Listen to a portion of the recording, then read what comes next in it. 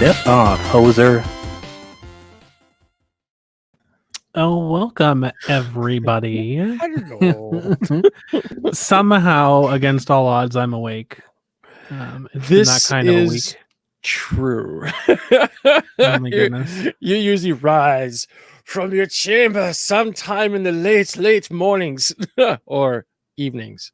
And No, early mornings. it's been a trouble. It's been trouble waking up at all recently. Oh goodness. I got good news is I got my COVID test back. It was negative, so I don't have I don't have to worry about dying. I don't have the grand Nice. So that's no that's beer good. virus for Crumb. Yeah, no big nasty virus for me this time, but There you go. it has been an absolute chore waking up at all. Like I've been sleeping like 18 to 20 hours a day. It's been crazy. Well, you're just saving all your kinetic energy for this week's show. That's I what guess. all this I is don't leading know. to. Like I'm just glad I'm awake right now because it's been something else. But how is Gotcha. everybody doing there today? Well, Hopefully, I hope the chat's doing well. Hopefully the chat's doing good. Yeah, because it's it's the chats that make our show just that much better. And of course, when we talk about better, we have the betterest chats of all of the YouTubes, as I keep pronouncing over and over and over again. Oh my goodness. Yeah, we have a really good community going on here. We do. Oh, goodness. We do.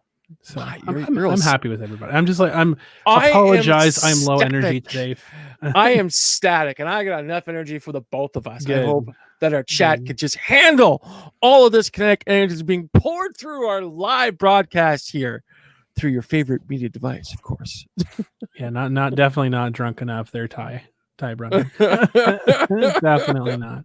Oh, Not my drunk goodness. enough, or I haven't been drinking yet. The questions of questions. Yeah, a bit of both, I think. Is Tom P in the chat that you can see? Yes. Yeah, Tom, I gotta tell you, I got your Twitter message. Just haven't replied back. I apologize. I'll get to that as soon as I can. Just want to throw that out there really quickly. Awesome. Yeah. Yeah, we have a couple of cool things coming up. That's awesome. What do we got coming up? I want to remind everybody, because I don't know how many of y'all have seen it. I don't know. I honestly don't know how long Twitter is going to be around. Well, yeah, that's becoming a thing, isn't it? I could feel the grains of sand slowly trickling through the hourglass, bit by bit by bit, because you could tell our Lord and President, the overlord himself, Donald Trump, is getting a little bit upset with Twitter, doing all that nasty fact checking and saying these are the days online. Exactly.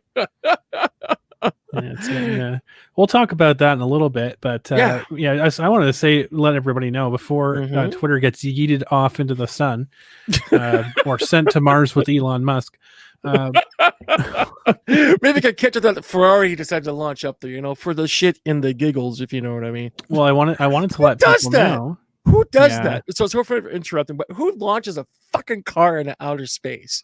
Like, we just wanted to see like a real life like heavy metal. That's all. Oh yeah, I could totally understand that. That makes more sense now. I thought it was just doing it because he just got more money than the two of us put together. So, well, anyway. I wanted to let people know on October 31st, so Halloween, which is a Saturday. It's a regular Canuckleheads Saturday. It's a full moon. It's a full moon. It's a Canuckleheads episode.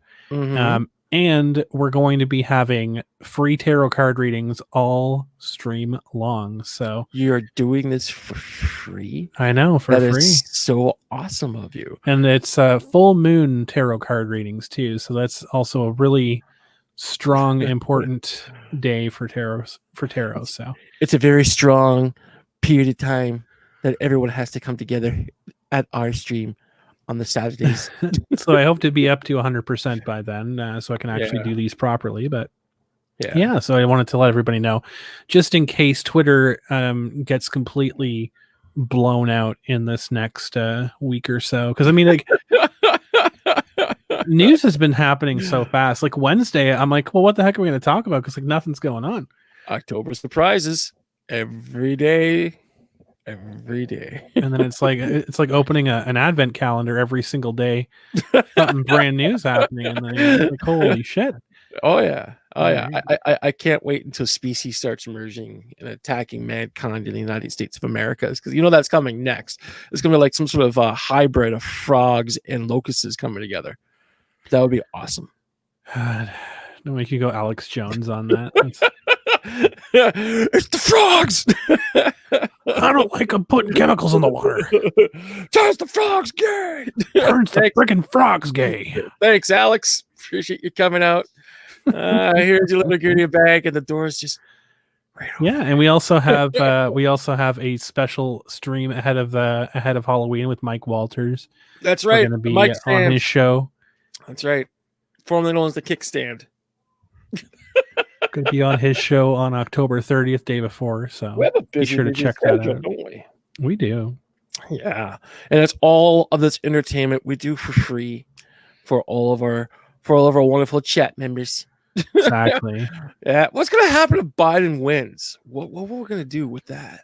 I have a feeling that there'll be a complete shutdown of everything. You think so? I mean, I don't know. People are going to lose their mind no matter what way this election goes, unless Kanye wins. Gracious, yes. I'm hoping that Conway West wins. That'd be the ultimate upset for everything. Well, that would be the only way out of this from being a complete national disaster. Would be Kanye I heard West he's winning. part of the Happy Day Party or something. Happy birthday party. Happy birthday party. Yeah, that's even more awesome. And who says there can't be a third party? Who said that? I think everybody did. Yeah, exactly. Yeah, it's more like Kamala Harris winning. Exactly. I mean, either way, it's just going to be a nightmare for everybody. So, Counselor, what's on the docket for this afternoon? Oh my goodness! Well, if I could stop yawning for a minute, that'd be wonderful. Well, we're going to be talking a little bit about because there's been lots of stuff going on. Lots of stuff going on. I mean, Twitter kind of slid in there. Like at the last half second there. We're going to talk about the Twitter censorship stuff. YouTube cool. stuck its head in that ring along with Facebook. Oh God, yeah, it all comes back down to the New York Post, if I'm not mistaken. Oh my goodness! Right? They said you can't. People's on a free speech platform. You can't read this article. It's about the son of the possible president of the United States. That'd just be a bad look. Yeah, I don't even know why they're censoring it. It's not even about Biden. It's about his kid and corruption, all the way that leads to the top of the mountaintop of the United States of America. I mean, I guess it's new. I guess it's new for Americans. But Canadians have been dealing with this crap for I don't even know how long. Well, the thing is that I know I've been following the Joe's son for a while now, and the thing is that it doesn't surprise me anymore. Basically, his dad pulled some political strings to get his kid a job, and point out literally any father that's in a business anywhere that has a child. Point out any father who has not done that. Exactly. Seriously, there's so many other things they could go after Biden with, but they decided this would be the lamb that needed to be sacrificed. Oh my God, there's so much. He's been in politics for what, 40 years plus. He's been in politics longer than most people have been alive, and that's the funny part. A majority of people were not even alive when he got into politics. Had a nice hair. He basically graduated with 3 degrees. Can't remember any of them. Still had a working grade. Top and bottom of his class. He still had a functioning brain. Yeah. Did you ever see that news report that came out back in the 70s? Oh my goodness gracious! It was old school. Back when reporters were reporters, they said, no, Joe Biden does not have 3 degrees. No, he did not graduate at the top of his class. This man's a liar. And back in the day when that was broadcast at every television set from coast to coast, ooh, that was scandalous. Very scandalous. But that's just Joe. He forgets everything. Yeah. Well, I mean, I guess living so close to Toronto, we're just desensitized to this type of stuff, because the whole thing with the picture of Hunter Biden coming out with crack pipe. crack pipe thing and like doing cocaine off of a hooker and all this other stuff. It's like it's just like a Tuesday in Canada. I'm gonna look through my Rolodex and here's a good file with Trump peeing on prostitutes in Russia, I think it is. Well, I mean, let's just take a look at our famous local politician. Which one? Rob Ford. Good old Rob. Rest his soul. Yeah, I miss him. Literally, like it got to a point where you could just watch C-SPAN and watch the Toronto City Council meetings just to see what he would do. When Rob Ford first came on my radar as a politician, it was amazing because he took no guff from anyone. He was just all animated, just like, Chris Farley, the whole 9 yards. It was he is literally like, I honestly wish that Chris Farley was alive to do a movie about him, because Jesus, you could not tell the difference. Your catchphrase, but that would be fucking awesome. And it would have to be a biopic. And every time when Rob Ford gets high, it has to be all animated in that 60s really groovy lava lamp type like style. Oh my God. That would be so that would make money. That would print money right there. It would. And people would watch it. Yeah. I don't know. Maybe we could go out there, maybe find a Chris Farley lookalike. I don't know. Maybe we could produce this thing. Basically hit up the Ontario Arts Council for a grant, perhaps. A couple of mil. We could put this together for that. Yeah. That sounds awesome. Then press a DVD on someone's burner and make some stickers, and there we go. That's a bit of an idea. But yeah, the week kind of started off or I don't even know if it was the week. It was maybe the week before. Everything kind of started off really weird with a certain. There was one YouTuber that got his channel struck down because of a false DMCA. Which one was that? There's just so many. Jordan Reapers. Jordan Reapers. Do I know Jordan? I don't know if you've seen him on. I probably Twitch or whatever. I just can't place him. Yeah, I don't do a lot of Twitching. But no, he's on Twitter, not Twitch. Oh, okay. I thought I said Twitch. No. Oh, okay. No. So yeah, he got his channel struck down by a certain moron. We talked about this with Nick. A week or two ago. That's right. Because a couple of idiots were bending the rules, to say the least. The rules. And it's not enough. It's not enough to bend gravity and bend the ground they walk on. They gotta bend the rules as well. Well, the whole YouTube game, when it really honestly comes down to it, it's stacked and it's unfair. Because the thing is that they don't get you for this, they'll get you for that. They'll get you for that. They kind of go, well, you know what? We just don't like you. You can leave now. Well, here's the thing. Bye. Here's the thing. YouTube is now releasing a thing saying that they're going to be cracking down on basically QAnon stuff like that. They're going to be cracking down on. I'm probably going to get yeeted off the internet just for saying it. What? But, no. They're going to be cracking down on conspiracy theories and channels that go after people. See, the funny thing is, this has been an ongoing problem before the Alex Jones thing, and just to get on a little bit of a rant, but I'll wrap it up quite quick, is that back in the day before Google bought YouTube, there came a point in time that if all the major YouTubers got together, they could really push YouTube in a more positive, creative direction.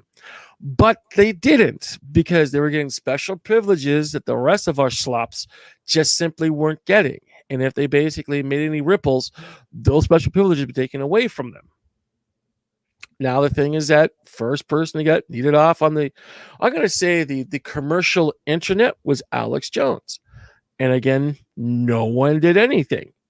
Now the thing is that, what's his name? Son of a Cod. He got eaten off the platform. No one did anything because everyone's all afraid they're going to lose their spot. And the biggest thing is that now YouTube's in the position where they don't need the community anymore. Why? Because they have the huge multi-billion-dollar media conglomerates on board. They don't need this community. They don't need our content moving forward. As a matter of fact, they could manufacture everything. Look what's happening to Brie Larson, for goodness sakes. She hops on the fucking YouTube platform and she gets the silver button within a few months. Well, people work decades to get that accolade. This whole thing is a sham. It's simply not fair. And on top of all that, it's not a free speech platform. And I'm surprised that it's never been a free speech platform. It was in the beginning when before Google bought it. And then it just goes into idea politics from there. Idea politics is whatever the idea is of that particular moment, which is very unfair. But however, well, it comes down to the whatever makes money, right? Oh, of course. You would think that, like, if you're a business, you would go to the group of people that are paying money, like, but not the people who are broke, don't have any money to spend, but have louder voices. It's super weird. Like, and like Gippy is saying, like, before Google bought it, videos were limited to like 10 minutes. Yep, and like you had to be on. You got a little bit longer. Well, yeah, and I was one of the people that had, like, I had an account for so long that I could upload like 30-minute segments at a time or whatever else. I could upload like basically unlimited amount. And then Google came and then shut everything down. But move the goalposts, change things around, took all the things out that didn't work, that worked, make it didn't work, and at the same time, Google and the rest of Facebook and the Twitters and blah blah blah don't get sued because they're underneath, what is it, Section 283 or the hell that 230, 230, which that's about to change. Actually, there's a very interesting thing that happened after Twitter kicked a hornet's nest. That's interesting. What happened? And well, we're gonna get into that. We're gonna get into that in just a few minutes here. I will wait with bated breath. But as I was saying, there was a couple morons that have been abusing the system, the DMCA report system, of course. And I don't know when YouTube is actually going to wake up and like fix this sort of thing, because all it took, and this is a funny thing too, when you read up what YouTube does, right? They go in and like people make a dispute or whatever else and blah blah blah blah blah, and then YouTube says, well, we're taking our hands off of this. This has nothing to do with us. We'll just go ahead and we'll remove the content. And if you disagree with it, then you can file a counterclaim. We'll send the counterclaim off to the person. And if they disagree with your disagreement, then you have to go to court. Yep, exactly. But the weird thing in this whole situation, right, is that YouTube doesn't have, like, they say that they want to be hands off of the situation. They say that they don't want to get involved. Yet the person that starts the claim of the DMCA or whatever else, the copyright claim, excuse me, they seem to have ultimate authority in this, because they aren't risking anything by submitting a false claim. The only thing that they risk is if it goes to court, right? Yep. So exactly. On the other end of this, it's 100% on the person that's being claimed against. So if you're having a claim against you, you lose the ability to live stream. You lose the ability to upload. You lose the ability to have a channel. Period. And that could stick for however long it takes to go to court. Of course. And at the same time, people who use, as we talked about very briefly, people who use YouTube for their main source of income, they lose all of that. All that's gone. Or even people who don't necessarily use it as income, but who just use it to try and like, run a blog or, just have a hobby or anything like that, else like that. Right. We don't make money on the YouTube. Like we don't, like, obviously not monetized right now. And like, I'm not going to sit here and dream that I have no delusions that one day this channel is going to be like an amazing money making channel. Like, I mean, we might get monetized one day. We might not, who knows? But the point is like, for the people, the people that are making money off of YouTube, they're making money elsewhere, right? Like the Markipliers, the Markipliers, the PewDiePies, all that stuff. They're making money outside of YouTube. Yes, YouTube is a large identity for them, but they could just take themselves and plant themselves elsewhere, and they'd be successul. Right. But we're talking about brands. Those are names, and those are names. Yes, but I'm talking about, like, if you were to take like someone who had like 100,000 subscribers, it would be tough for them to transplant somewhere else.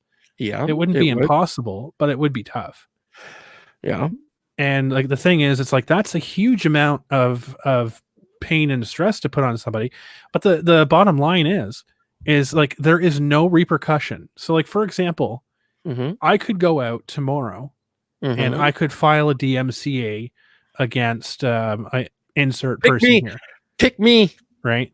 Yeah. Like I could pick somebody, like I could pick a YouTuber that has like two strikes on their channel, and I could go out and DMCA them.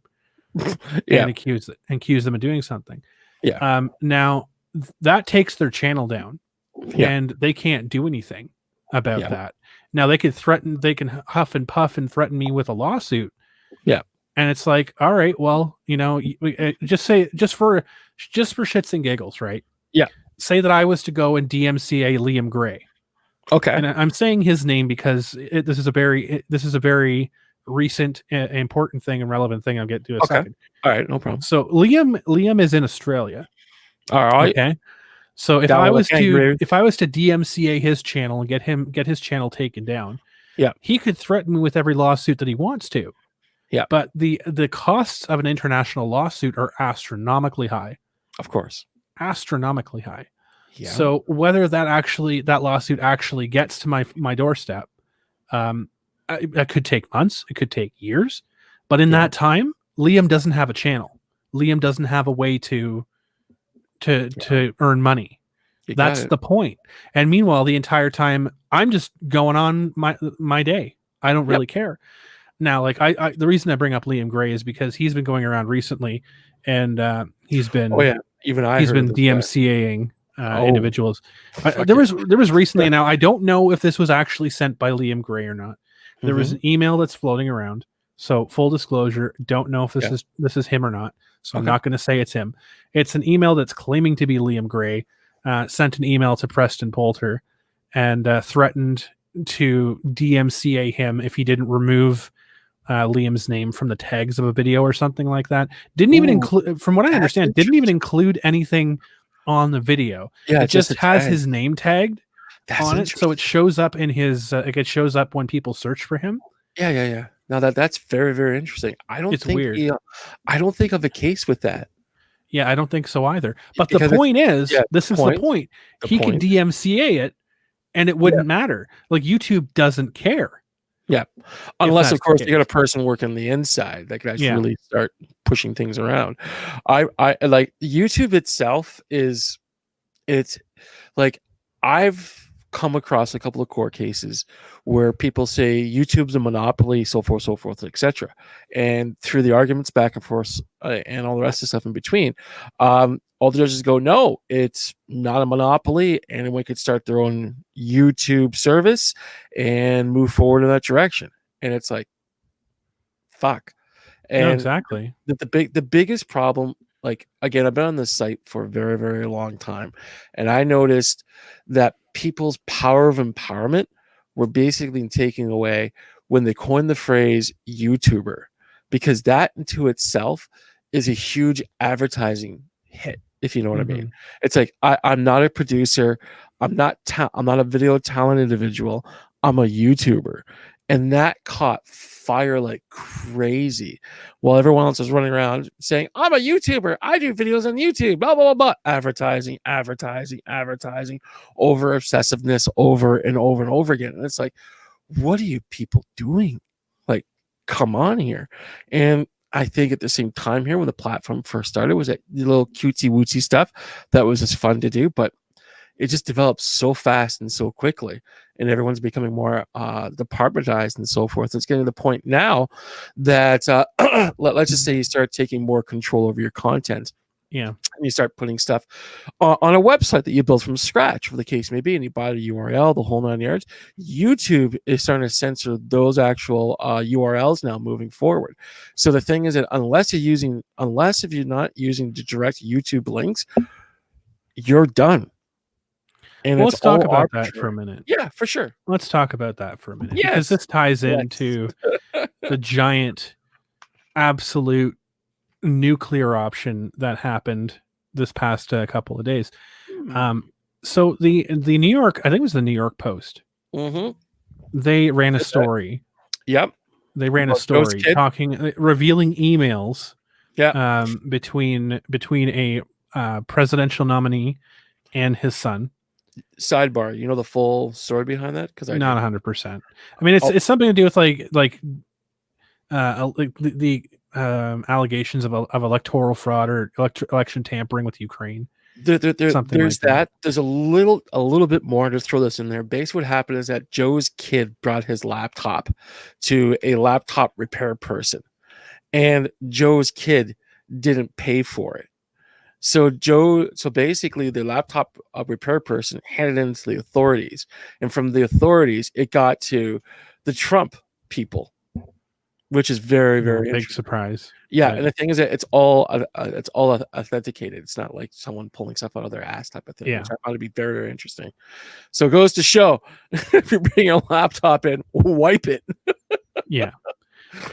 So basically, the whole situation was like New York Post ran a story that was not favorable to Biden. Yep. So. Yeah, I mean, just say it that way. It was not favorable to Biden.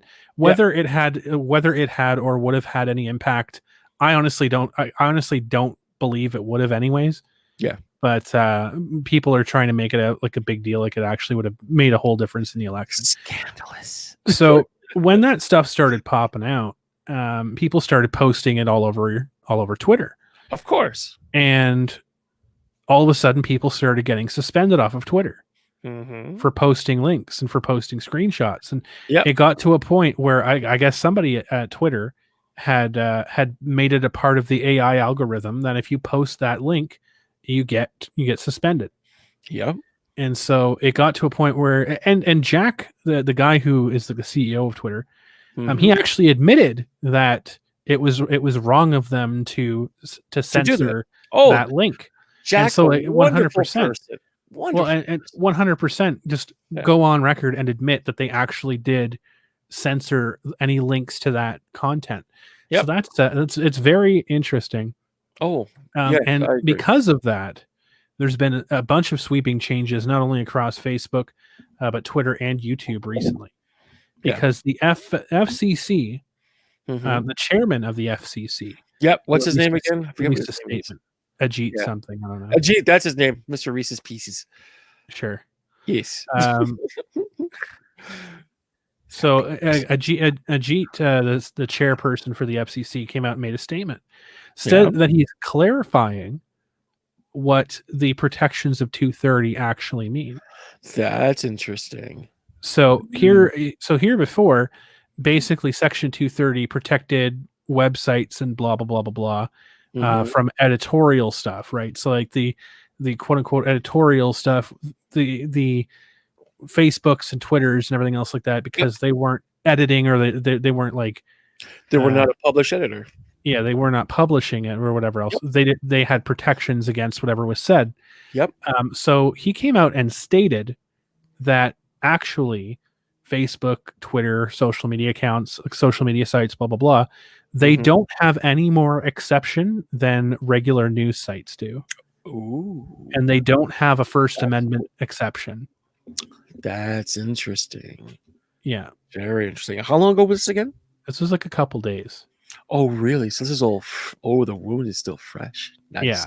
Yeah. Nice. So basically, from what I understand, like the social media sites and most websites in general were just going wild, thinking that they had freedom of speech exceptions. Of course, period. They had absolute freedom of speech exception for anybody because they were blah blah blah blah blah.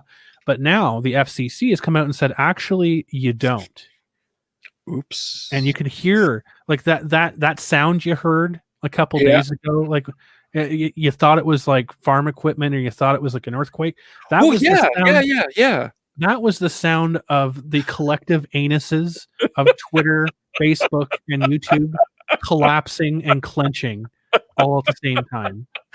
Now I understand what's going on with that, because it was a really weird sound. Even me through my little naps, I'm like, "What the fuck?" Yeah, no, that was the collective anuses of like 10,000 people that work at those companies. Like, that was a big uh-oh. And then shortly after the FCC brings that out, then Twitter goes down for like 6 hours. Did it really? They like shut every part of Twitter down except like the DMs. Oh goodness gracious! Like wondering what the hell's going on. So I think like somebody got fired over there. I think somebody got fired. Jimmy, come here for a second. Yeah, sit the fuck down. And then I guess it was either yesterday or today that YouTube rolled out the new provisions retroactively against people talking about and making conspiracy videos. So here's the thing. Here's the thing, right? We've seen this for years. Of course. Of people going on social media or going on anon websites or going on whatever else and making up ridiculous, stupid ass stories about people and just never having any repercussion for it. Yep. And that was perfectly fine right up until someone did it to Joe Biden. Yep. And so this is where my problem comes in. Okay, what's the problem or the situation? My problem, it's like it's perfectly fine to do it to everybody until it happens to your guy. Yeah, isn't that weird how that fucking works out that way? Yeah, define conspiracy as well, and YouTube, of course, is never going to do that. It's and YouTube won't ever do that because they need their fucking loopholes to loop through. Like, of course, they need their loopholes. They have the rules, and then they have the community guidelines, which is so vague. Nobody even knows. You hear what Jack said as well, which is also just brain numbing. So after getting his personal invite to in front of Congress, testify and say and give an explanation, as to what exactly is going on. He comes out and says that it was wrong of us to censor that link to the stories. Yeah, but in the future, we're going to have to put we're just going to put up warnings over the links and tell people that it's like fake news or whatever else. So they're going to warn people. So basically, it's fake news if it comes from a major publisher, regardless of what left or right politics it leans on. So basically, again, with traditional news broadcasting, they got the editors, they got the publishers, they've got the writers, they've got their fact checkers, so forth and so forth and so forth. But it's only a fact check if it's not what they agree with, though. Yeah, exactly. Yeah. And that's on Twitter. Yeah, fuck. That's what I'm talking about. Like this is we're getting into a situation now where it's really dangerous, right?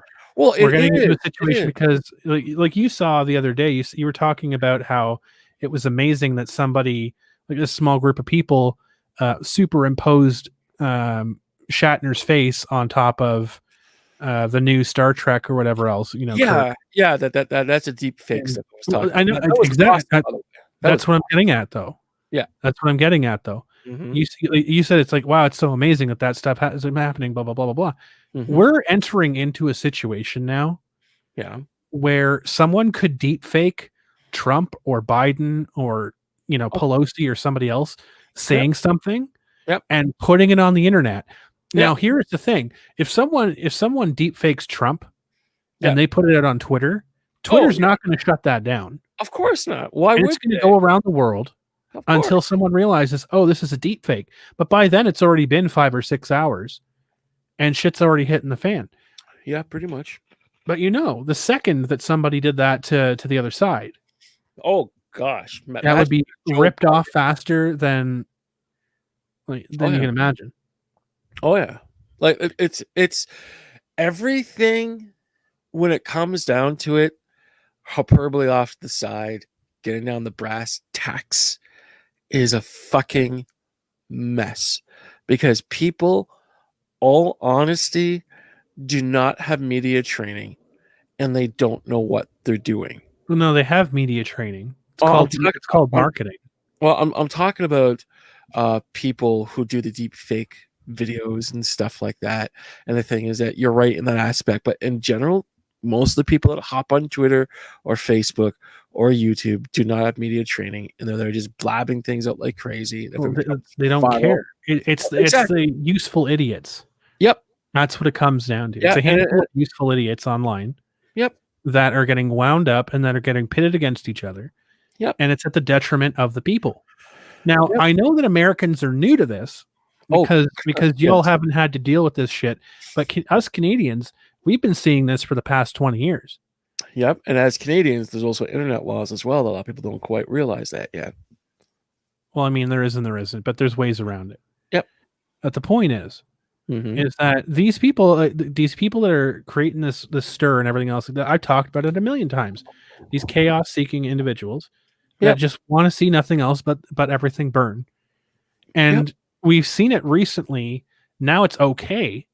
It's socially acceptable in a lot of circles now to be openly anarchy, like anarchist, to be against authority, like anti-establishment, to be openly like Marxist, etc., etc.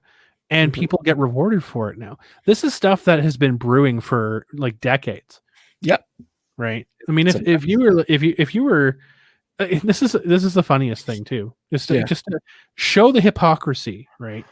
So on Twitch, there was they have a little thing where like sometimes they promote people to be on the front page. Oh, I miss the front page stuff. Yep. But it's like 7 or 8 people at a time and they rotate, but whatever. So they were promoting this one person and she was talking about how terrible capitalism is and blah, blah, blah, blah, blah. And, fight the man and we're going to take down the power and, all Koch's bad, all this other stuff. Right. And then immediately in the same sentence, she's reminding everyone how to subscribe to her and how to get Twitch Prime and how to do this and how to do that. And, literally capitalism 101. Yeah. Literally. It's so amazing. Oh, it very much is. It's so amazing. Yeah. So it's like, this is all bad. Please subscribe to my channel. Please give me bits. please subscribe to my OnlyFans. Please just throw money at me. Please, I love the money thrown at me. So I don't have to go to the corporate machine. Yeah, exactly. I'm here independently using this free platform to do my stuff on. I can't make my own website and advertise that because I don't know how to do marketing. Well, it's like they see these people, they see like the Jessica Nagiris of the world. Yeah. And they just see the front end of it, right? They just sometimes they see more of the front end. The front end. Oh, that looks really easy. Yeah, sometimes they see like a lot of the front end because she's doing like bikini shots. Ew. But here's the thing, it's like they don't see all the stuff that goes behind it, right? They don't. They honestly don't. They look at a PewDiePie, they look at a Markiplier, they look at Jessica Nagiri, and they don't realize it's like, well, do you think that Markiplier edits his videos? He doesn't. Yeah. He has people editing his videos. Like he talks them up to his credit. And this is not a knock on other YouTubers. Don't get me wrong. Yeah. Like these people are talented and they bust their ass. Yes. This is not a knock on them. But when people look at a YouTuber like PewDiePie, for example, or a Markiplier, or even like the Quartering, right? Yeah. These individuals, they record their videos, but do you think they have time in their day after spending like, I don't know how many hours recording? Do you think they have time in their day to sit there and spend like 6, 8, 12 hours editing? No. That's the way it used to be. It used to be that way. Like I remember when I was first on YouTube, I was making so many YouTube videos at the 10-minute block, but it took 6 hours to produce 10 minutes of fucking content because you're there writing it, you're there shooting it, you're there editing it, you're putting the graphics in, you're making it look nice, so forth, so forth, so forth. That's your day done.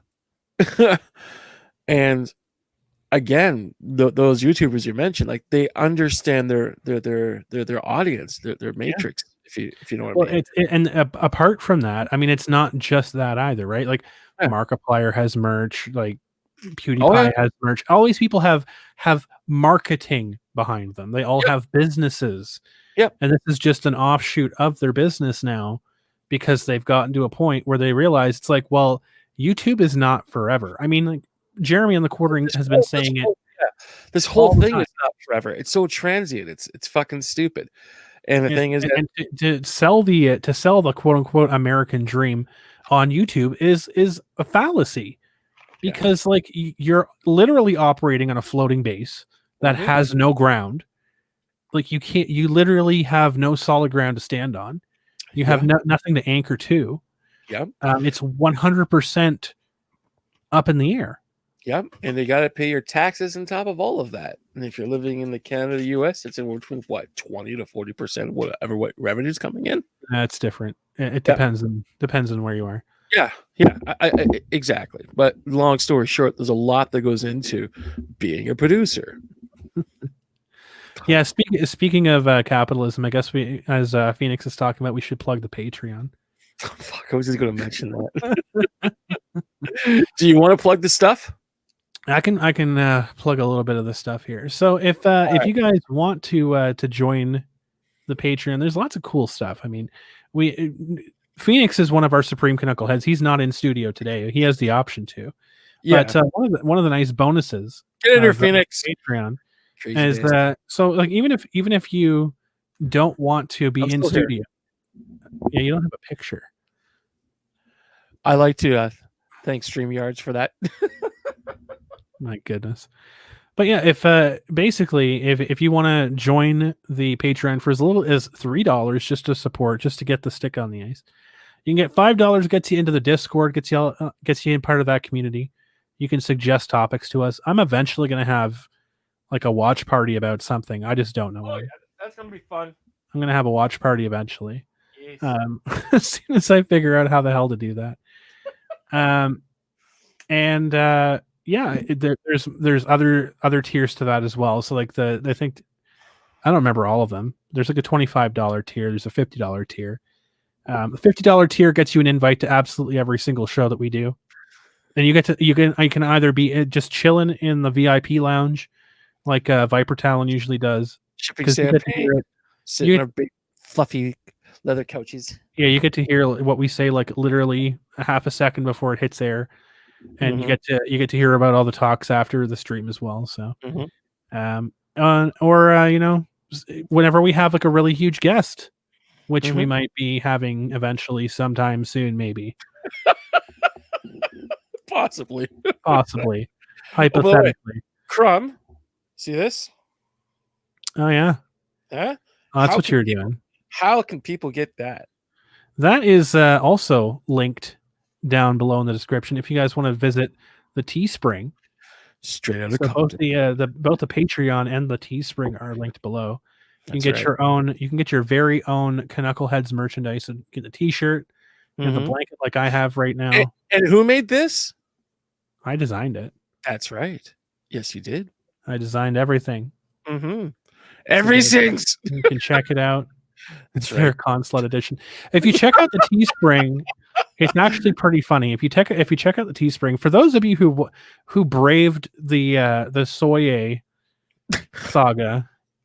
Do I still got that somewhere? Oh, there it is. Yeah, for the people that braved the Soye saga, we actually have a run of merchandise that came from that. So there's a story that he was talking about. He was trying to have a dunk on Ty. He made a really awkward comment about how Ty's team didn't show up to play, and it's like if somebody showed up to a baseball game with a fork and a horse. And so we actually made Major League Four-Course merchandise. Turn that around as well. Show the back of it. 3 seconds. Hold on. Because we also included the Four-Course merchandise. We have mugs. Yep, we have mugs. Stickers. I'm gonna turn it around to the backside. See Major League Four-Course. And the wife beater that has that on there also has the remote control on the back. Just to keep you guys in line. Yeah, exactly. So, exactly. There you go. Hell, we should start finding remote controls and just start selling them. Toyman says I might provide some special content to you. I hope so. Yeah, I'm waiting on a day right now. I'm waiting to hear back. And we never plug anything on the show. Pins and needles. I know this particular individual always takes a little while to get back to me. So what's this? Who's this? We're working on a special guest for an upcoming show. Oh, okay, gotcha. A guest that y'all won't want to miss. So that does not have a horse tooth fiance. Let's just say that. Is that possible? You know what's really funny? What is funny? Like as an aside here, you know what's really hilarious? Well, after spending like a better part of a year and a half being called like horse face and horse teeth and everything else like that, you know what? What Monica Rial got?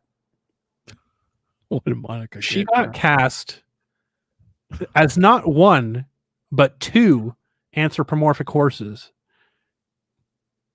in a cartoon series. Maybe some photos. You're kidding me. Scandalous, Toy Man. Are you serious? I'm dead serious. Oh my fucking Christ. And I'm not talking about like cute My Little Pony stuff. I'm not talking about My Little Pony stuff. I'm talking about like these are apparently like war horses. I think that's what the series is called, like War Horses or something like that. But it's just, yeah, she gets. Oh fuck! But she's like apparently two characters in that show. Not one, but not two. One, but two. Because $75. She's the horse face and the ass. Oh my God. So. I was talking to a friend of mine in California about Monica, and one of the few jokes I always that we're making back and forth. You ever notice Monica's teeth? And she kind of goes, "Well, kind of." I go, "They're like 5 minutes before her head. How is that possible?" I just picture Attack on Titan. Oh Jesus! Well, the reference I was making. Remember the old horror movie from New Line Cinema called Critters? Yeah. Yes. That was a good one. I was talking to her about that, and she was going, "I never see that movie." I went, "Homework assignment." Yeah. I mean, like maybe I'll just start up my own animation studio and just make a show like a marine mammal show, and I'll reach out to Monica and I'll offer her a voice acting role as the whale character, just to make everything full circle. That would be awesome. I'm not actually doing it. Full disclosure, I'm not actually doing it. Well, the thing is, we could pay her. We could make we could pay her in kelp.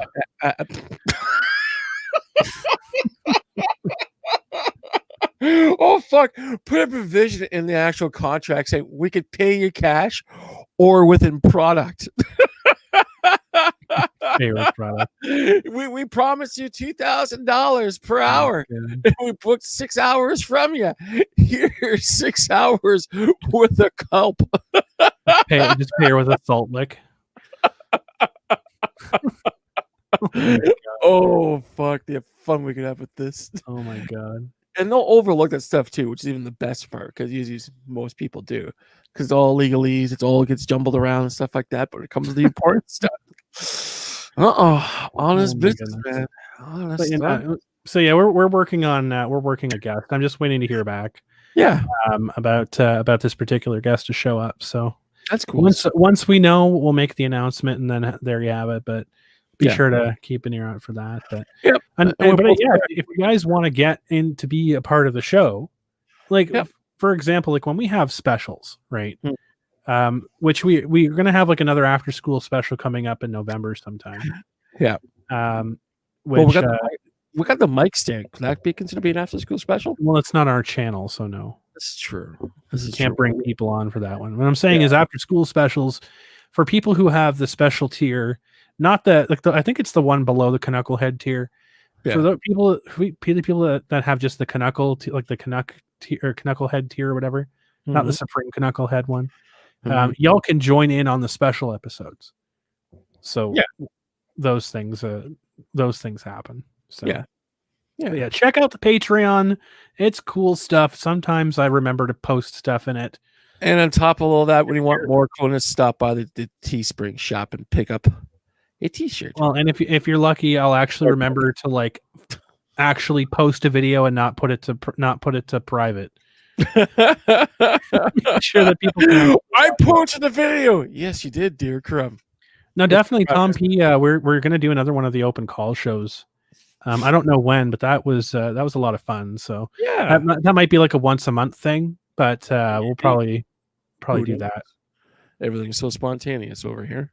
Who knows what we're going to do before we go right to air? Yeah, for sure. But I mean, if anyone has if anyone has guest suggestions or things like that, honestly, like the best way to do it is if you have the Patreon, you get access to our Discord, and you could make suggestions directly to me, and I won't forget them there because they'll be in my face in my Discord. Will not forget them. Otherwise, it's like, I see a suggestion, I'm like, that's a really good suggestion. Like 3 minutes after the show is over, I'm like, ooh, a piece of candy. This is true. It's like, oh look, it's candy. Oh no, off she goes. Bye. Oh my goodness. And she comes home 3 days later and she says, Mr. Hop, you wouldn't believe the stories that I came across. I go, oh no, I'll believe it. And it's always about candy. I tell you. But yeah. So let's get back on point before we get too wonderfully distracted with all of this is and then that's. So YouTube, Facebook, Twitter, they're all in a little bit of trouble right now. A little bit of hot water. A lot of hot water right now. Yeah. Well, the thing is that here's one thing I do know, and the thing is, this is not to poke, put a hole in your deposition. I don't think Twitter's going anywhere. I really, really don't. There's a bunch of adjectives that's been added on to Twitter recently, and I don't think it's going anywhere. It's too big to get rid of. Same thing with Facebook. Well, that's been said about a lot of stuff. Well, and the thing is that, you know what? If I'm incorrect, I will correct myself at that point in time. But I really don't see it happening. Like it's great to marvel over. No pun intended. Do the convention stuff, but at the end of the day, it's like these companies who've been running on a free speech platform for so long just have such a monopoly over everything. It's dumb. The only thing that they could do, if they're smart, because they're not, is make equivalents, but they never will do that. No. And it's like, all right, like basically Twitch tried to do that. And what the fuck happened with that? What is it? YouTube bought 20% of the fucking company? No, not Twitch. No. You're thinking something completely different. No. The Twitch came out, and they have a major. Twitch used to be Justin TV. Yes. That's and they rebranded into YouTube. Twitch. Yeah, and YouTube bought it. And then Amazon bought it. Is it Amazon or YouTube? Yeah, it was not YouTube. It was not Google. Not okay. Amazon. I honestly thought it was Google. No. All right. Amazon bought Twitch. All right, that's awesome. Right. Which, if you have Twitch Prime, I'm gonna plug my Twitch channel. Oh, do it. If you have Twitch Prime, you get free subscriptions to any Twitch channel once a month. So connect your Twitch Prime account or connect your Amazon Prime account to your Twitch account to get Twitch Prime. Yeah, and you get all sorts of goodies too. It's awesome though. Like. with Amazon Prime, and you get the Twitch and you get the Twitch Prime, you actually get like a lot of cool stuff. Like if you play League of Legends or if you play like other random games, they actually do have like lots of really cool loot and extra stuff that come out like every week or two. So and if for partners you can do watch parties. So I'm not a Twitch partner, I'm just a Twitch affiliate. So you can check me out on Twitch, twitch.tv/Crumbrion. And sometimes I stream on Twitch, but I'm not a partner yet, so I can't do watch parties. But all that watch party stuff, hopefully we'll be able to do in our Discord when I can figure out how the hell to do it. That'd be awesome. But no, I don't say it often, but like there's stuff out there that's not worth your money. But like honestly, Amazon Prime is. I've purchased so much crap off of Amazon, and the amount in shipping alone that I've saved. I've been a little softened over the Amazon stuff recently because I used to be a stark do not buy anything from Amazon to like, you know what? I've been running around for the last fucking days looking for lanyards. Oh, look. Yeah, exactly. On Amazon. You know, I would love to buy local if local sold literally anything. Well, that's the thing. The scavenger hunt is getting longer and longer in the friggin' tooth every single time. Like today before the show, okay? Very quickly here, I was looking for some cheap rubbing alcohol. I went to 3 stores, 3 goddamn stores. So you can't find it now because of the pandemic. Well, it's like, my God. It's just because everyone's making their own hand sanitizer. Yeah, it's just, my goodness gracious. That's one of the things you're never going to be able to find now. Yeah. And the thing is that I'm pretty sure they'll have it over at Shoppers Drug Mart or over at Walmart. But it's like, there's the pharmacy down by the train tracks. Yeah. That one has it. Yeah, I know the pharmacy you're talking about. I'll check them out too. I just wanted to get some cheap rubbing alcohol just to, take care of some stuff I'm doing. But it's like, and I think I was using that as an example. Like there's other things it's missing too, and it just gets really frustrating, like horribly frustrating. Because I've been saying for years, shop local, buy local, but it's like if you don't have it on the fucking shelves, and it's been months and months and months, it's like, come on. Just it's a pain in the ass. Yeah. And I mean, people wonder why you go to Amazon or whatever else. It's like it's because they have it. Yeah, and they have it in buying fucking bug spray, for God's sake. Yep, and not just buying bug spray at a decent price, for goodness sakes. Yeah, not for like $500. Yeah, like the thing is that I know you buy the bulk of the bug spray, but I went down to the convenience store the other day just to buy like a small can, $15. Yep. I'm going, what the hell is this? And of course, this is before we get into on the other side of the pandemic, where everyone's trying to make a buck off of everything, if you know what I mean. There's super inflated prices coming. Like this is like right now. You know what I mean? Like Jesus. Yeah, these times is the great toilet paper shortage. Yeah. Well, the thing is, the great toilet paper depression of 2020.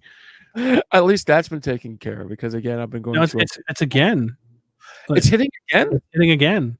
Really? That's weird, because the stores I've been going to, they seem to be fully stocked. Well, I think they're better prepared now. It's not like it was like when it first hit, but when it first hit, yeah, it's like when I was at work. Yeah, I've been off for a couple of weeks now with the COVID symptoms. Yeah, but literally, toilet paper would sell out in the first hour. Yeah, paper towels gone. Kleenex is gone. Every cleanings. I don't know what people do with the cleaning supplies. Do they drink them? Like, I think so. Bathe in them? Like, I don't know. Like it's like smoothies. They just put it's the fiber. Crazy. Yeah, so crazy. It is definitely cray. So there, because we're on the topic of like false flagging and stuff, and we're on the topic of like copying and whatever else. I was watching now. First of all, okay, I want to say there was nobody that I was normally watching on Twitch today, so I dove into the Magic the Gathering streams, because sometimes they're good for content, sometimes it's you poor creature. Sometimes it helps me go to sleep. Let's just say that. That explains why you were so sleepyhead before the show. like, why is it that fucking Magic the Gathering streamers are actually more boring than the game? Oh God. Like, I watch like most streamers, and they got like upbeat music, or they got like lo-fi going, or they got like hip hop or rap, whatever else. I go into a fucking Magic the Gathering streamer stream, and it's like I walked into a fucking Shoppers Drug Mart, and they're playing like fucking 20s music. Like, literally. Hello, citizens. We're here to clean the store. It fucking sounds like they literally have like a fucking Zeller soundtrack in the fucking streams. Every single Magic the Gathering streamer. I'm not even kidding. Go there after the show on Twitch and check it out. No, people if you don't believe me. Well, the thing it's like walking into a fucking Zeller's. This is equivalent to saying, I think the milk's bad. You want to taste it? No. Jesus Christ. And they're like jamming it to like 1950s, 1960s music. I'm like, what the hell is going on here? Oh gosh. Oh my God. So is that bad? Anyways, so it was that bad. But there was this one streamer. Shout out to Yellow Hat. I know no one's ever going to understand, but again, he has terrible taste in music. But shout out to Yellow Hat. Yellow Hat. He got this fucking. He had because everyone has like alerts, right? Yes. For their subscribers and shit. Okay. And he had like this Japanese tire commercial because like Yellow Hat is like this tire company or like auto parts store in Japan. Okay. And this got me on a fucking rabbit hole trip because I'm like, this is a weird ass commercial. Let's see what else they have. Now, apparently Yellow Hat got into a giant kerfuffle with Psy. Psy? Who's Psy? Oppa Gangnam Style. Oh yeah. Because when Oppa Gangnam Style came out, yes, people in Japan were like, "Hold on a fucking second, you stole that. You stole that dance in that song. You stole the beat, yo." Because the thing is that when I saw that when you posted on your Twitter, I clicked on going, "Is that Psy?"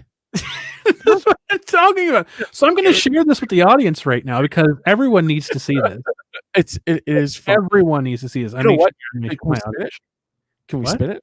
Can we spin it? I'm spinning it right now. Awesome. It's quite this is a really weird. Japan. Of course it's gonna be different. It's got the text at the top there. Can you hear it? Yep. Rolling like a tire. I'm rolling like a tire.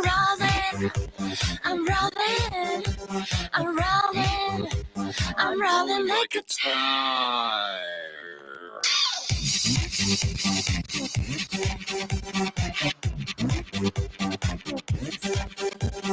Take the yellow hat, take the yellow hat, take the yellow hat, take the yellow hat, take the yellow hat, take the yellow hat, yellow hat,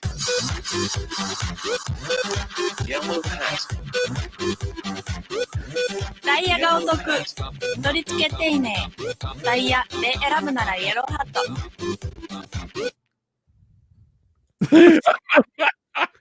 I hope the audience heard that.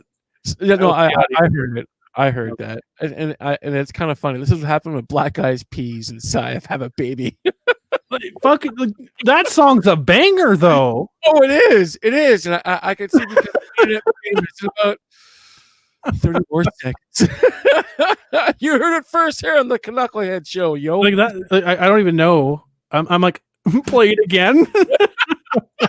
Hold on a second. I'll reopen it. Let's get this. Oh my god. Oh my god.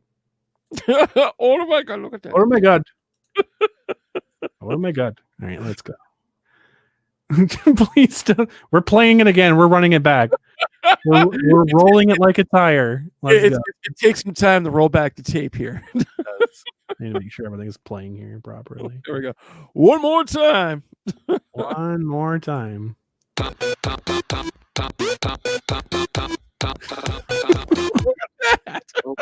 Tire. This is a Japanese tire commercial.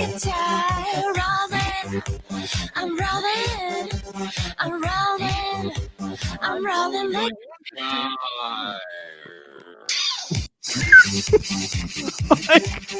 This is a Japanese auto parts store. I wish it did something like in Canada.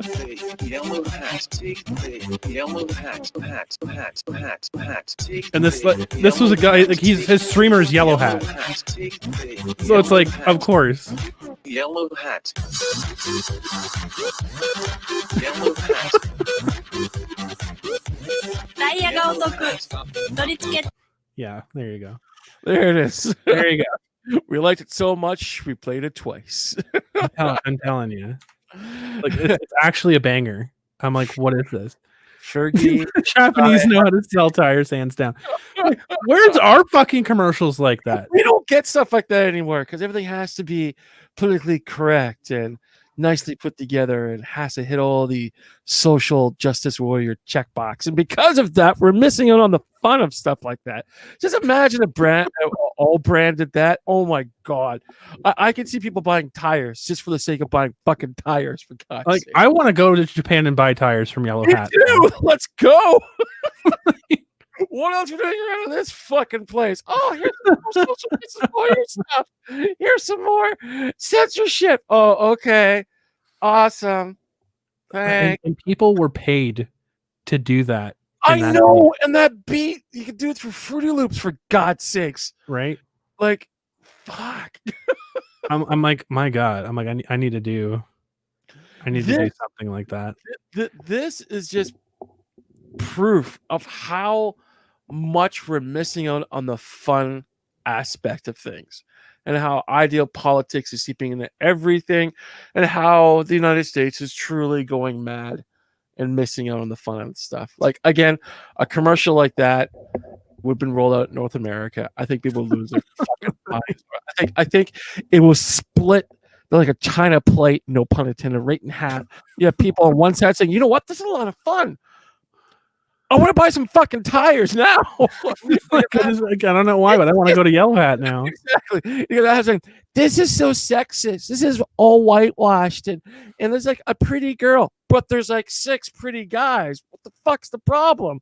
Well, is that the verse enough? Oh my fuck!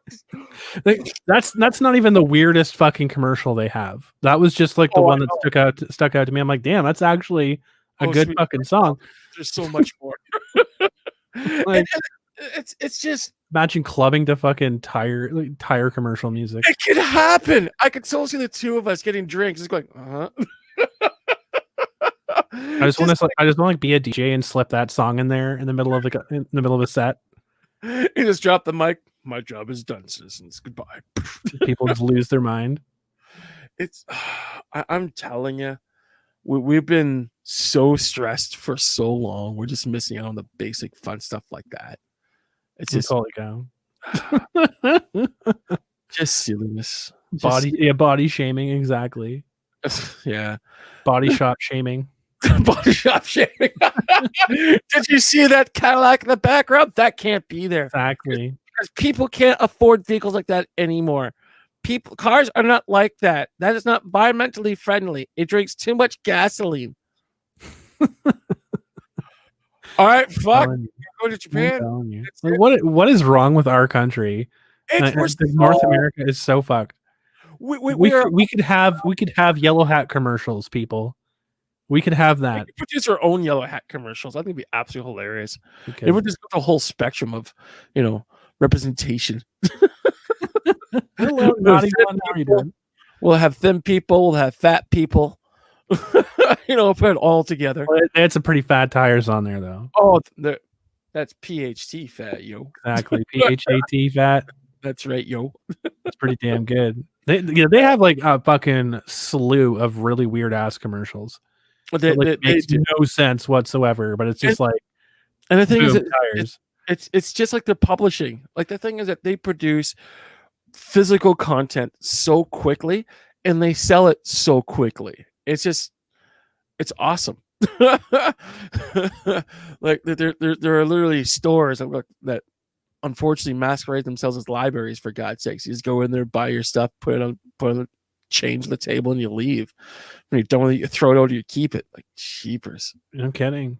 Your brother got deported, naughty one. I'm sorry to hear that. Deported from Canada. Who did? Naughty one's brother. Really? He had to be in with your dad? Work visa? Oh, wow.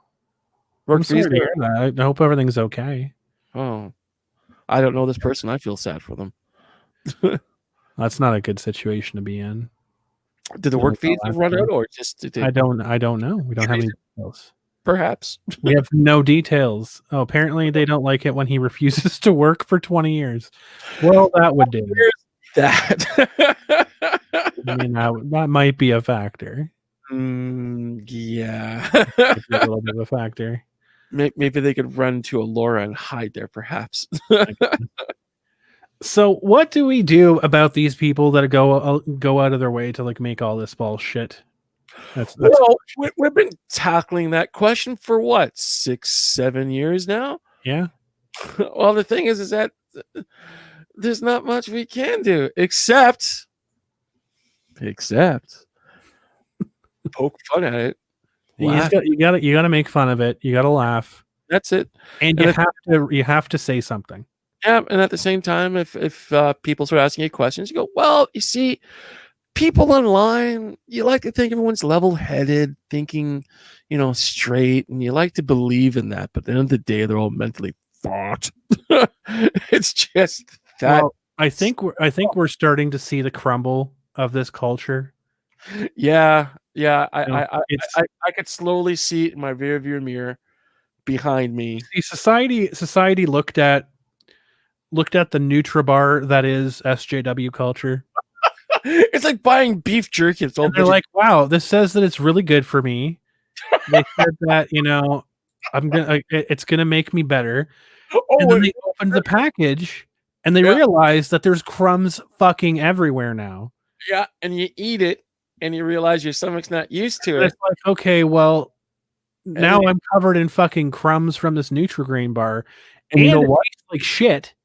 Wait a second. And you eat it anyways. Why? Because in the toilet, you start tweeting.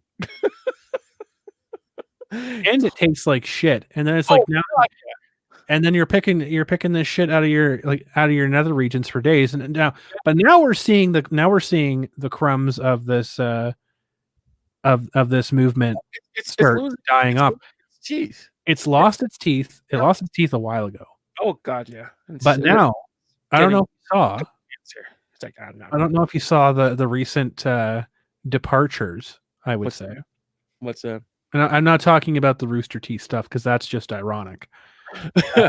Like rain on your wedding day. It's like it's like advocating for women and finding out that you're a child molester. Yeah, isn't it ironic?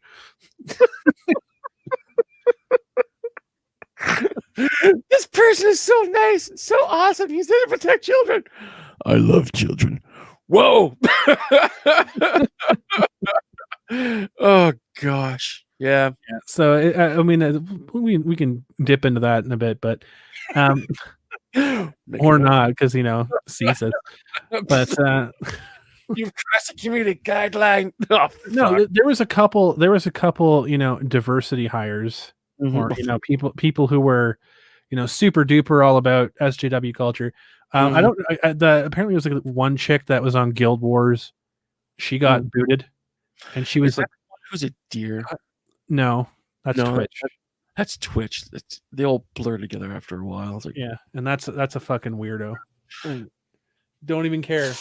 That's a fucking weirdo. Bug spray shit away. Yeah. Out of here. Go away, Twitch dot. Go away. There's nothing like identifying as a trans woman and then saying that you're a trans deer, but the male deer have antlers and you're wearing antlers. Far be it for me to judge. But it sounds like a whole like Kanye "I'm a gay fish" thing. The closest I got to that I'm a dude cosplay. I'm a dude pretending to be a dude that's playing another dude. Like, I don't know. The closest that I got to that story was Jeremy from the Quarterly. You didn't miss much. There's not much to that story outside that person's like fucking 10 packs short of a hot dog.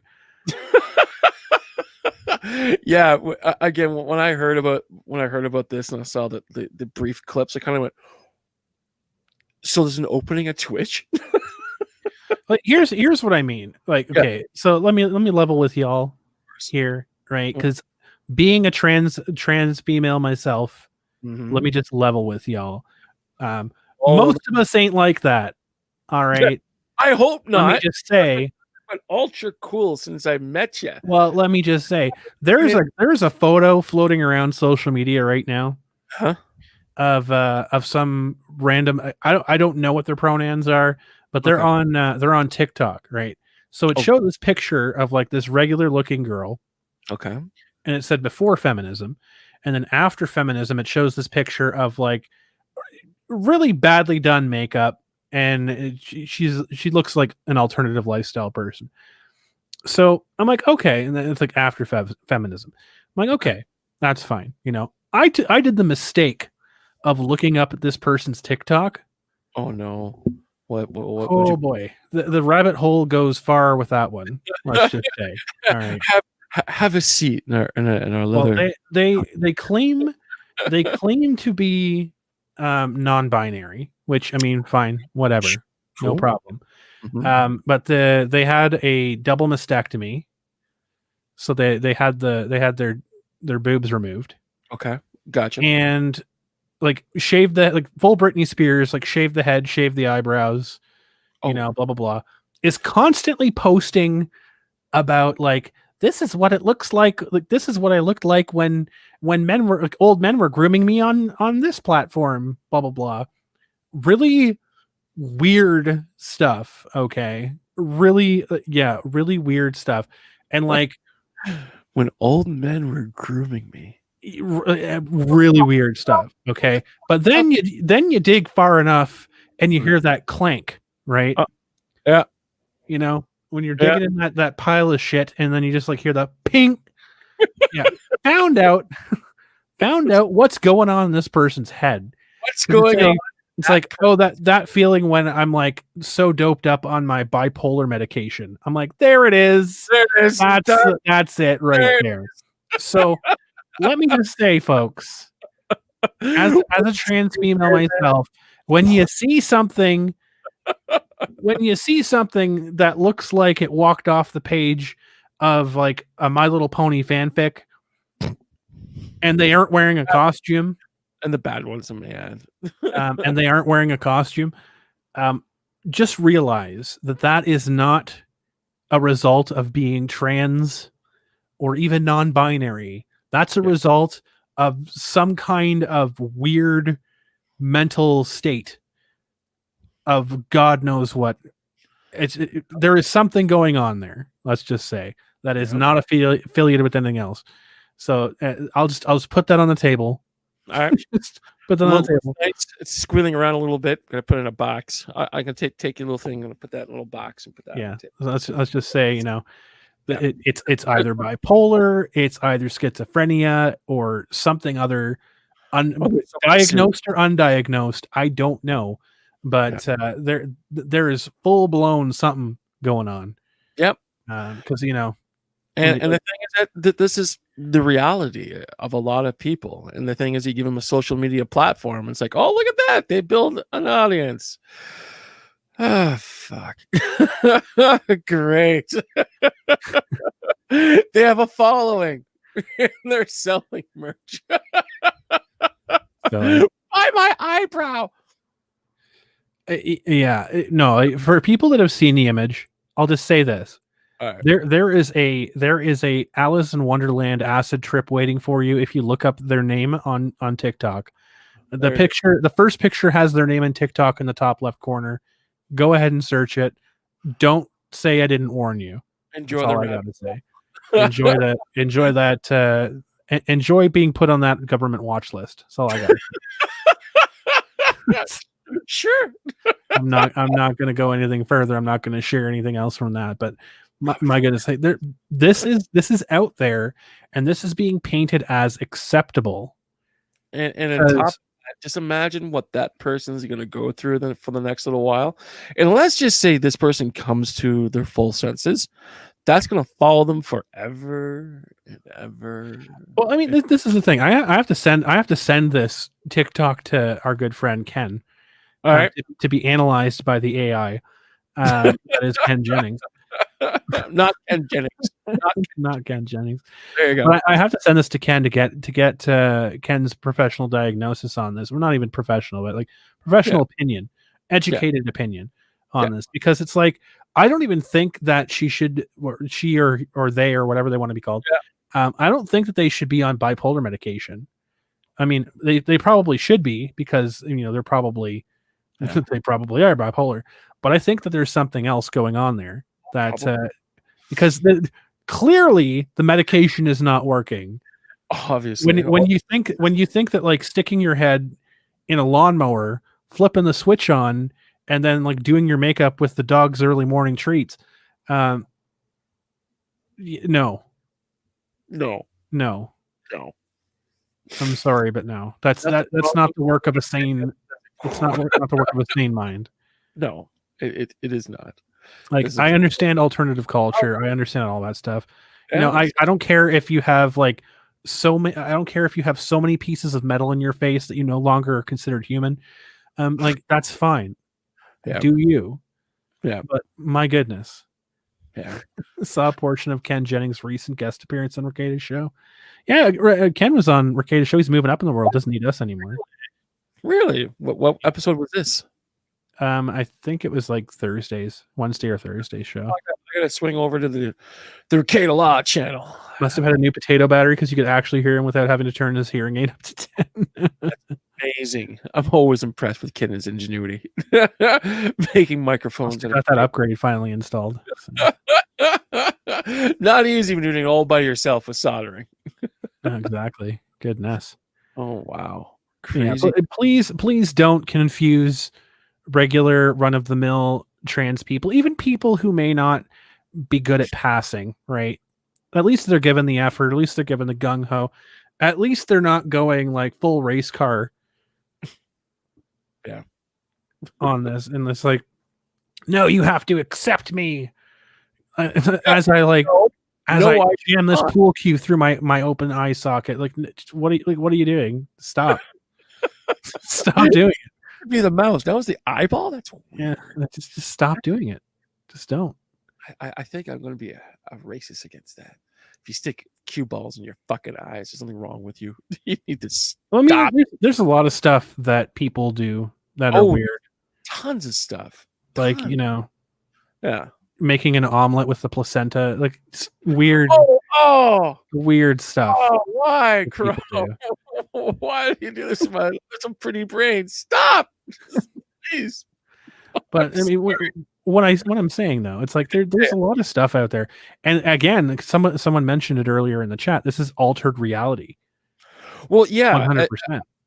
One of the few things I came across my YouTube stuff is that some people are calling this the question of reality, or the age of question of reality, which is completely true. Like everything is upside down and it's backwards. And the thing is that this is, as you said before, this is all just the surface stuff. All just the surface stuff. Like a lot of Americans who watch a show still don't realize that Trump has spent over $5 trillion on the fucking stock market, and they're still arguing over free healthcare, which only costs $1 billion. Like, good luck. If the millionaires and billionaires and trillionaires spent, I think, if they donated how much they made in monthly interest, as taxes or whatever else to the government, or you know, to healthcare or whatever else, I'm pretty sure they could pay for healthcare alone. Oh, in just interest. The thing is that again, my dear Crumb, $5 trillion. Yeah, like, fuck me sideways. Well, here's the thing. Bitching about free healthcare. Here's the thing. $1 million, go away. For anybody out there in the U.S. that is upset with the current state of the federal government, what you guys need to do is you need to start taking interest in your local government. Yep. You need to start taking interest in your mayoral elections, in your governors, everything else like that. And then let's jump in here. And the thing is that proof positive. You ever heard of a group of people called the Koch Brothers? No, not at the moment. Basically, the Koch brothers are evolving something called the deep state in America. These are basically super, super rich individuals. Oh, we can't talk about that because that's conspiracy theory. I'm gonna get yeeted off. No, it's fact. It's not conspiracy. It's not two people. It's but conspiracy, Mr. Hop. As I was saying, dear Crumb, the authorities are here at the door for you. Jesus Christ. That was fast. Wow. Yeah. Long story short, they got involved in the local politics. Very interesting. So yes, you're absolutely correct. That's what I'm trying to say in a really roundabout type of way.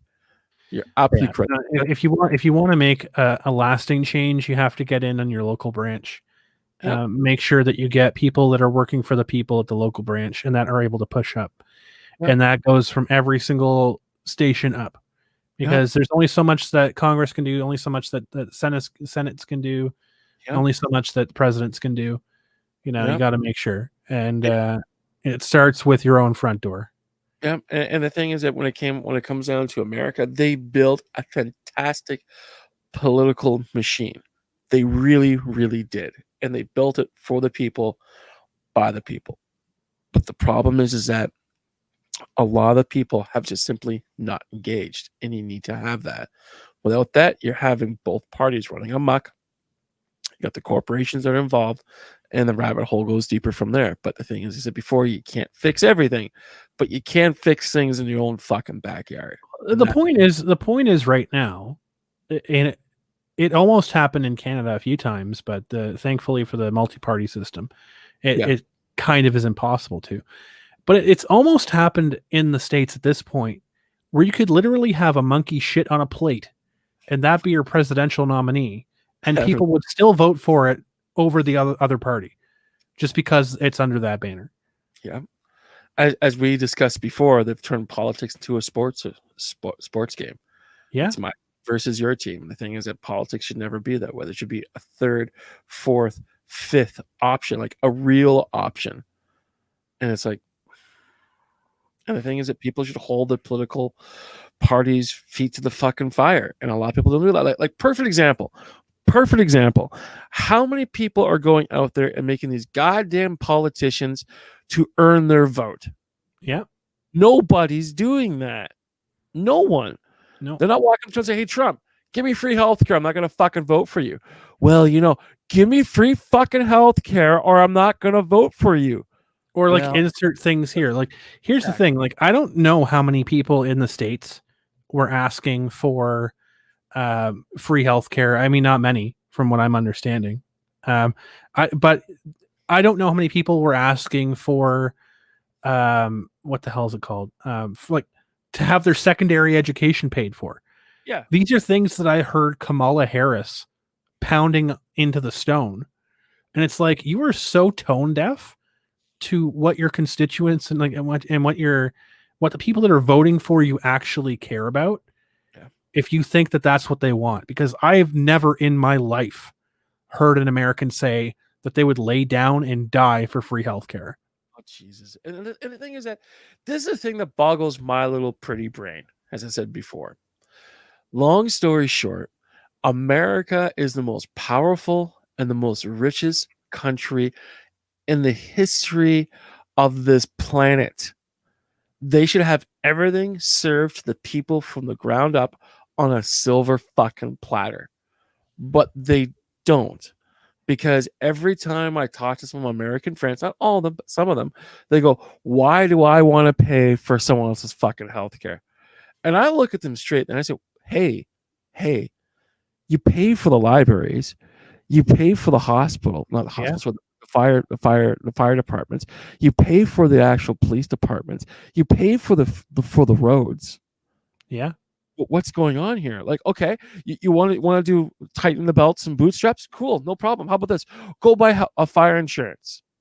Go buy that. Oh, wait a minute. We went through this already. Back, I think it was the 30s or the 40s. I'm probably a little off the date there, but super long story short, if you didn't have the right fire insurance, and fire trucks went by your house, went, oh, this is not part of our insurance claim. Sorry, bud. All your shit's gone. Have a nice fucking day. Yeah. Odd they changed that, isn't it? And I wonder why. Also, on top of that, people don't mind talking about, our state of social insurance when you need it, and UIC, stuff like that. It all comes from this.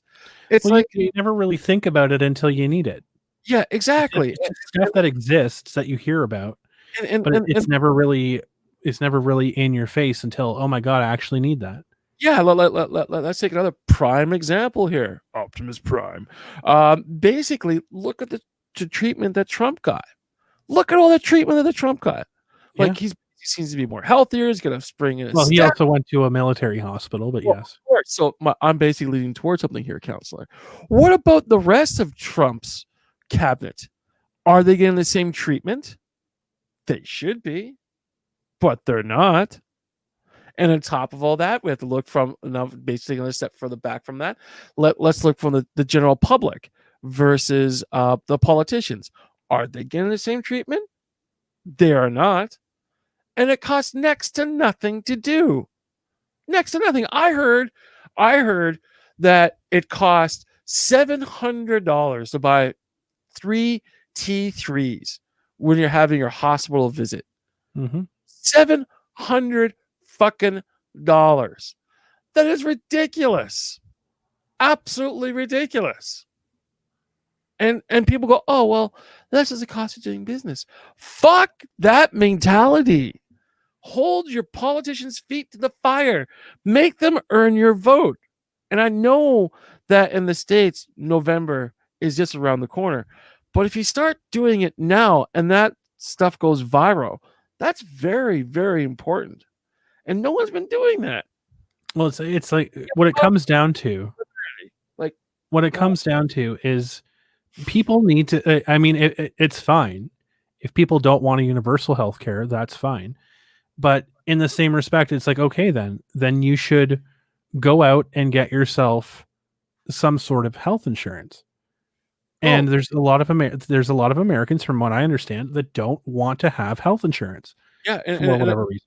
And on top of that, if you have a preconditioning, pre-existing condition, exactly, you can't get health care. And they're making there are firms out there that do it for those, though. That's awesome. I keep hearing that if you have that, you're fucked. You're done. But it's just the whole thing is broken. It's stupid. It hasn't been fixed. Like, again, when Nixon took the American dollar off the gold standard and put on the petrodollar, there hasn't been a solution from that since then. And it's a huge, huge mess. And it's not getting better. It's getting worse.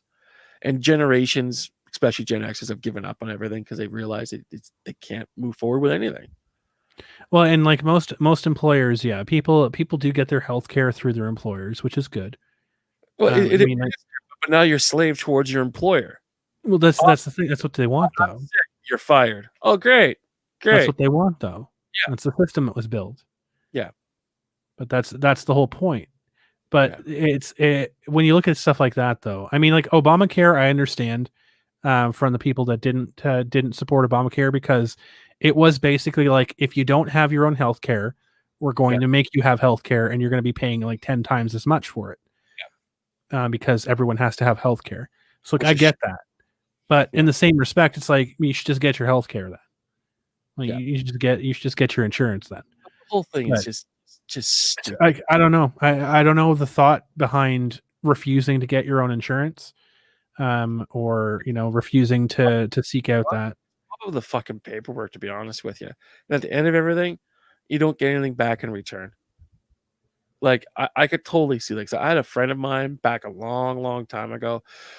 His father basically applied for health insurance or something along those lines, and then basically he passed away, found out he had cancer, and basically the insurance people went through all of his medical records, and they found out that he was diagnosed with cancer like 40 years ago, but went in remission. They went, well, he had a condition. Sorry, fuck you. Well, that's the insurance. I don't know if anybody has watched. I'm applying that same thing to the healthcare system. I'm just saying, I don't know if anybody has watched the movie Drag Me to Hell. I don't think I've seen that. You have to watch that. Okay. What do you recommend? You have to watch it. Okay. Because the main person, like the main girl in Drag Me to Hell, she's an insurance adjuster. Oh, this was Sam Raimi, isn't it? Yes, it is. Okay, cool. No, I have not seen that yet, but I heard about it. She's an insurance adjuster, and she is like the person that, like, yeses or nos, loans or approvals or whatever else over things and blah blah blah. And this this one old lady was like desperate to get a loan extension, and she was basically told, find any reason to not give this to this woman, because like she's been this, that, whatever else, and blah blah blah. And so, like, watch that movie. Yeah, great fucking movie. But it shows you like insurance companies are scumbags.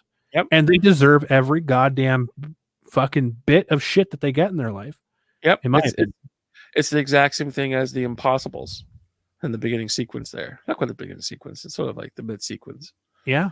where basically Mr. Impossible tells old lady, says, okay, this is what you don't want to do. Don't write this down. You don't want to do this, this, this, this, and this, and this, and that, and this. Yeah. And if you don't do this, and this, you don't get anything. Well, and like Toyman is saying, there's a few medical co-ops that are popping up that offer like $100 a month for families. Yeah, like through my work, I'm getting like medical and dental for pretty much like $60 or $70 just for myself. Yeah, and that's crazy. Yeah, like I also have the Canadian health insurance stuff, which is different, but like for the extra stuff, we still have to pay for certain things. Yeah, like we have to pay for things that are above and beyond what our coverage. Yeah, from the province covers. But and on top of that, if you look what happened in the UK, you're covered. Yeah. Period. In a sentence. And the thing is, here in Canada, I like to think we're like a mix between both the US and the UK model. Like, if you're seriously fucked up, you're taken care of. Period. You know what I mean? And to a point. Yeah. And the thing is that in the States, you're not. You have to pay for everything. If you get sick, you're done. Pretty much. Like when Trump was saying, "Oh, we have what the fuck is it? God, the diabetes medication, insulin, $700 a month for it's like we have insulin. It's like water. We're going to make this free. It's like, this is insulin. Make it free. Like, fuck. Well, I'm going to be right back. Just 1 second. Yeah, no problem. Floor is yours. So, hello there. How's everyone doing today when Crumb is away? As I was saying before, we're talking about the medical insurance industry. And I think that's a very interesting title if you look at it. Like, basically people paying for healthcare on top of their monthly bills, on top of their taxes they pay every single month. And again, I personally think this might be something completely in left field. I personally think that it should be free across the board. Spend your money elsewhere, type of thing. Because heaven forbids, it just gets horrible. And to let you know, I don't have any control powers here. So if you send me a comment or like that, I won't be able to read it. But however, it's just a whole bunch of interest when it comes down to that. And I personally think, in my heart of hearts, it's really, really unfair. Because again, there's societies that have been built around this, and when I start mentioning about stuff like this, people kind of go, well, that's just how it is over there. And it's like, why can't it be the same over here? What's really stopping it? Like, again, the amount of populace the United States has is astronomical. If everyone got together, and that's kind of the trick into itself, but it's still a possibility, got together and said, no, we're not going to do this. We're going to do it this way. We're going to move in a positive manner. And if you don't do what we tell you to do, you're going to be fired from your job. Like, it's just, I don't know, it's mind-blowing. Here in Canada, we almost lost a lot of our rights and freedoms due to the Stephen Harper regime. We came really, really fucking close. Because again, with Stephen Harper, he just really wanted to pull more rights and freedoms away from Canadians. He was trying to neuter our Charter of Rights and stuff like that. And he was introducing new bills to do that. Where the tide really came in and Canadians really started standing up shoulder to shoulder is when Stephen Harper said, if you don't give me majority government, I am going to step down as prime minister. And as a collective society, you know, different races and creeds, we all looked at that collective and said, oh, really? Well, fuck you. And he got voted out. It was done. And the thing is that when he got voted out, it was really a breath of fresh air that came into everything. Now, at the same time here, our Canadian politics aren't, you know, pure as white snow, but we've had a lot we've had a lot dirtier politics than the Americans have enjoyed. Oh yeah. For quite a long time, actually. It's just like we're used to the nonsense that is around, and it's fine because in our system we have multiple parties, whereas the US only has two parties. Fucking sane at night, to be honest with you. It's like, Jesus. And like, I understand that there are independents that are allowed to run, But in the U.S. electoral system, if you're running for literally anyone outside of the Democrats or Republicans, you may as well just not be running. Yep. Unless you have a lot of media to back you up. Like, as an example, Jesse Ventura, when he ran for governor of Minnesota, he ran as independent and he won because he had the media stuff to back him up. Yeah. And as far as I'm saying, if you're running for president, I could see, like, unless you're a Kanye West who has like a ton of people behind him, you're probably, and money, and just like disposable money that you have nothing else to do with. You're not going to do anything. You're not going to go anywhere. It's the same thing as Ross Perot. Remember Ross Perot? Look at his giant ears.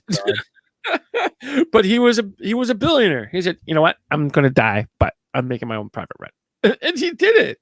Yeah. You always see them going 3/4 of the way and falling off. Yeah, but at least he went through the 3/4 in the first place, just to show people it can be done. It just takes a lot of fucking effort. Like, oh god, the rhinoceros, I'm not saying that right, party that happened in the States. Like, that was a third party that got all pushed up when God, what's his name? The person that made the New Deal, I forget, Roosevelt? I believe it was Roosevelt.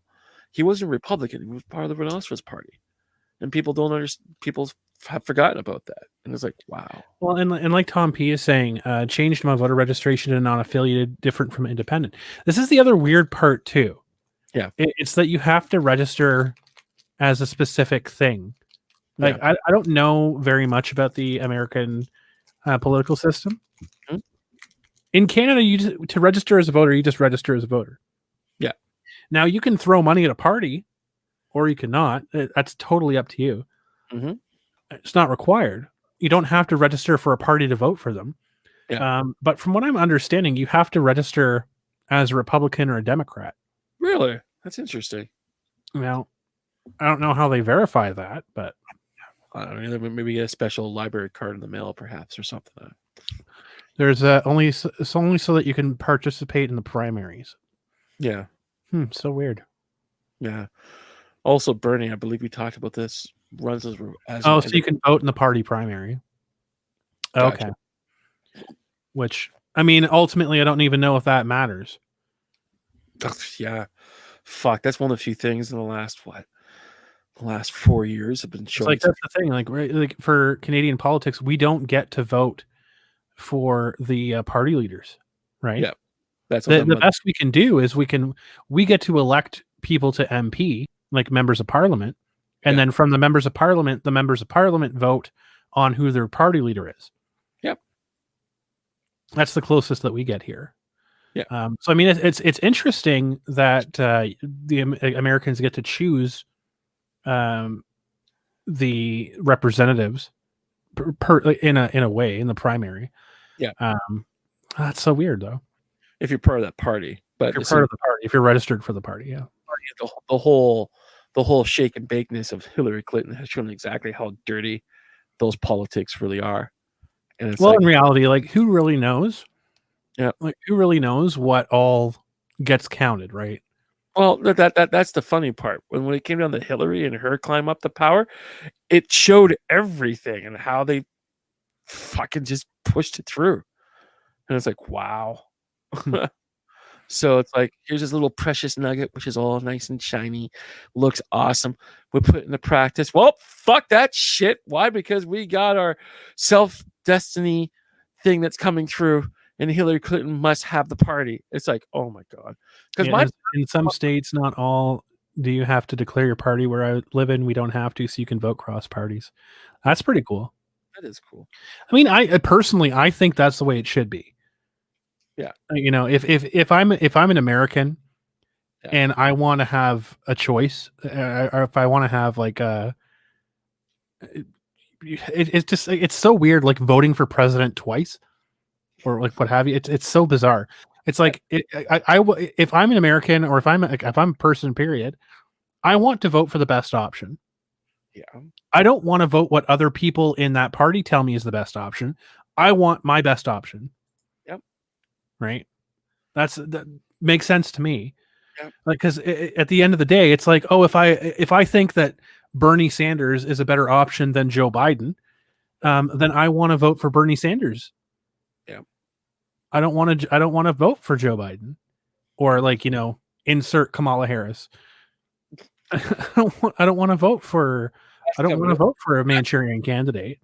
Yeah, I want to vote for who I want to vote for. Yeah. So I don't know. It's such a strange thing.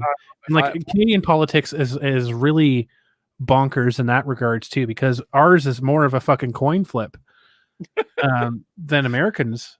Yeah, well, I can come back to that, but like I said before, one of the things that kept me sane through all of this crazy politic talk is that I look at our Canadian voting system and we have not one, not two, but 5 legit parties. Mm-hmm. And if we don't like one particular party, we go, you know what? Go fuck yourself, eh? We're going to throw everything behind this. Oops. And if you don't like 5 parties, you can still run as well. Cost you a couple of bucks, but you can still do it. Well, and I understand what some people are saying. You have the option for the write-in ballots. Bottom line, I mean, as someone who has and I hate to use this as a source, but it's about as goddamn close as you're going to get. As someone who has participated in Vampire the Requiem and Vampire the Masquerade in quote unquote pseudo political. Oh yeah, pseudo political elections and things like that in character. The amount of fucking bullshit that goes in. It's like, oh well, this person didn't use the correct pencil type, so their ballot doesn't count, or they didn't capitalize this person's name, or they spelled this person's name wrong, so that's a completely different candidate because they spelt a different name. Yep. So yeah, the whole write-in ballot thing, while it's a great idea, I 100% guarantee you that any write-in ballots are thrown in the garbage. Oh yeah, 100%. And that's of course if your game is taking that system of voting, because there's the other aspects like, hey, I like you. Let's go talk in the back room. Something happened to Timmy. Oops. Yeah. No, and I understand that there are multiple. Toyman saying there's in the U.S. they have multiple political parties. No, I 100% understand that. Oh yeah, but from the voting perspective, and Canada suffers from this too, because there are 5 main political parties in Canada. However, there is more like 13 or 14 political parties, but if not more. But none of them. Here's the funny caveat, though, is that in order to be considered a political party, an official party in Canada, you have to hold 5 seats. Yeah, and if you don't hold a minimum of 5 seats, then the other parties can say that you're not an official party and you don't exist. And what that means is that you're not allowed to fundraise, you're not allowed to advertise, you're not allowed to do anything. Is it advertising too? Yes. You cannot advertise if you're not an official party. I know it was a fundraising, I wasn't quite sure the advertising part. Yeah. So it's like those things, it neuters competition. So when people talk about Canadian politics, even though the Green Party and the NDP are legitimate candidates, and in other situations, the Bloc in Quebec, they're legitimate candidates for leadership. It's always a 2-party system in Canada. It's always between the Liberals and Conservatives because there's not enough people 5 is the minimum, Gippy. Yeah. 5 is the minimum. Basically guaranteed party status, I think, is like a percentage of seats, but it varies. But you have to have a bare minimum of 5. So, something along those lines. Yeah. No, you got it. And it's the party between the bare minimum and a percentage, they can determine if you're official party status or not. Yeah. It's so weird because in Canada, it's because we have 5 parties you could actually that actually show up on the ballot, that actually can campaign and everything else like that. But people consider the Liberals or Conservatives the only 2 viable candidates, and we vote that way.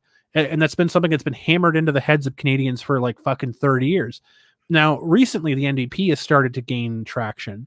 They lost a bit last year, but yeah, and the same thing with the Green Party a little bit. And again, if you live in Montreal, there's the Bloc. So the Bloc got nailed down to fucking nothing one point in time, and I thought the Bloc was done.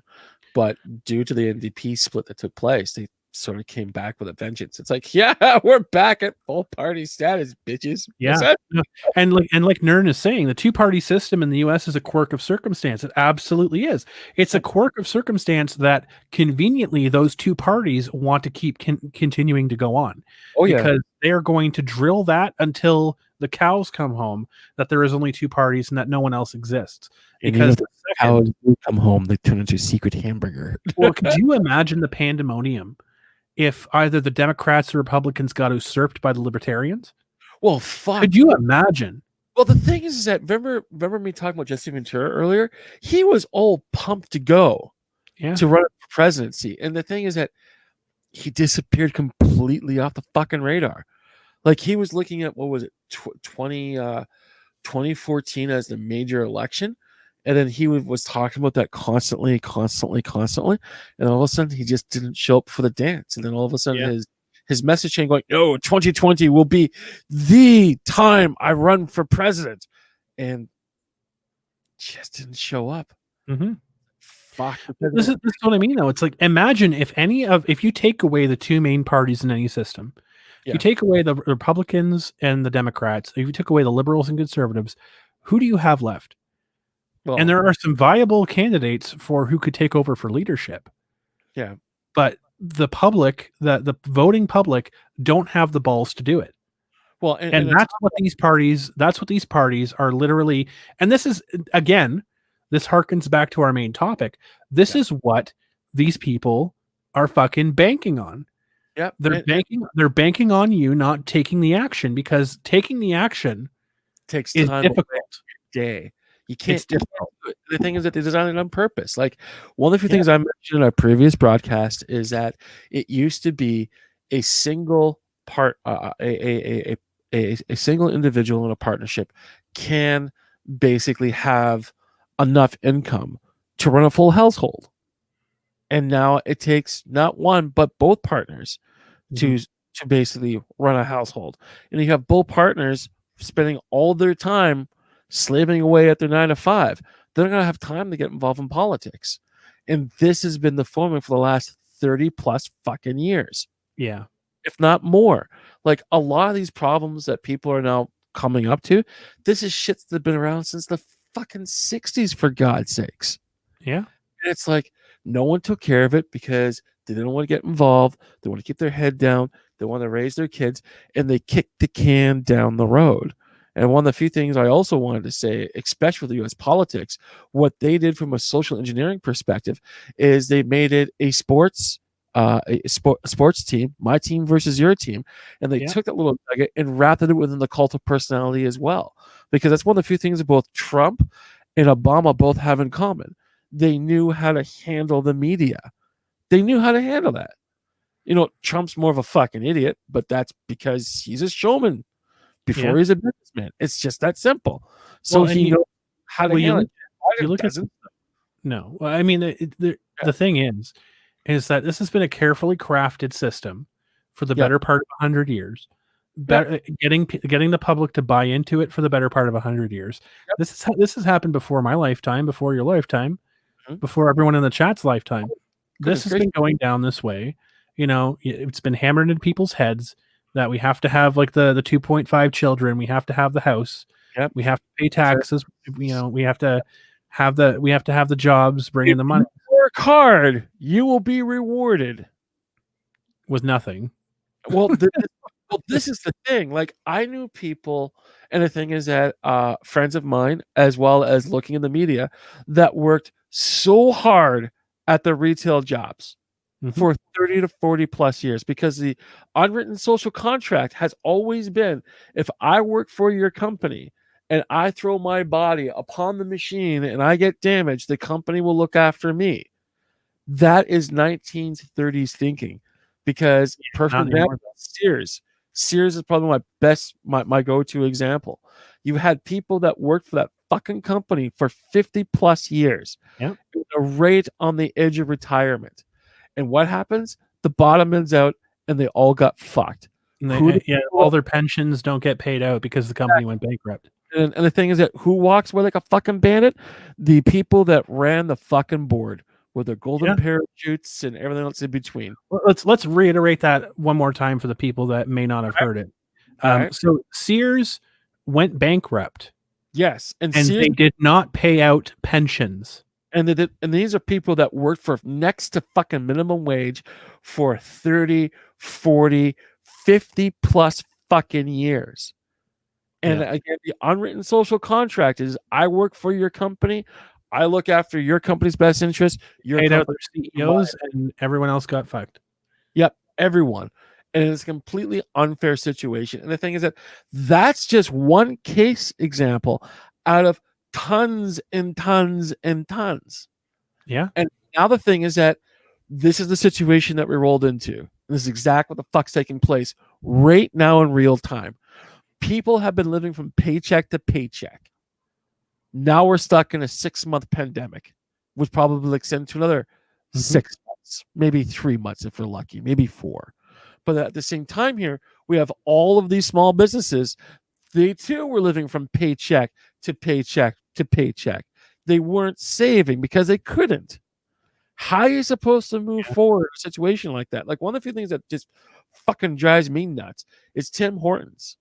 How right before the pandemic, they weren't looking after the frontline workers. They were taking away from their fucking health benefits and stuff like that. Why? So the fucking corporate board could simply make more money based off the sweat and off of the breaking backs. Well, you see these companies, and it's like, oh, we just have to modify the schedule so they only work 37 hours a week. Yeah, instead of 40 hours a week.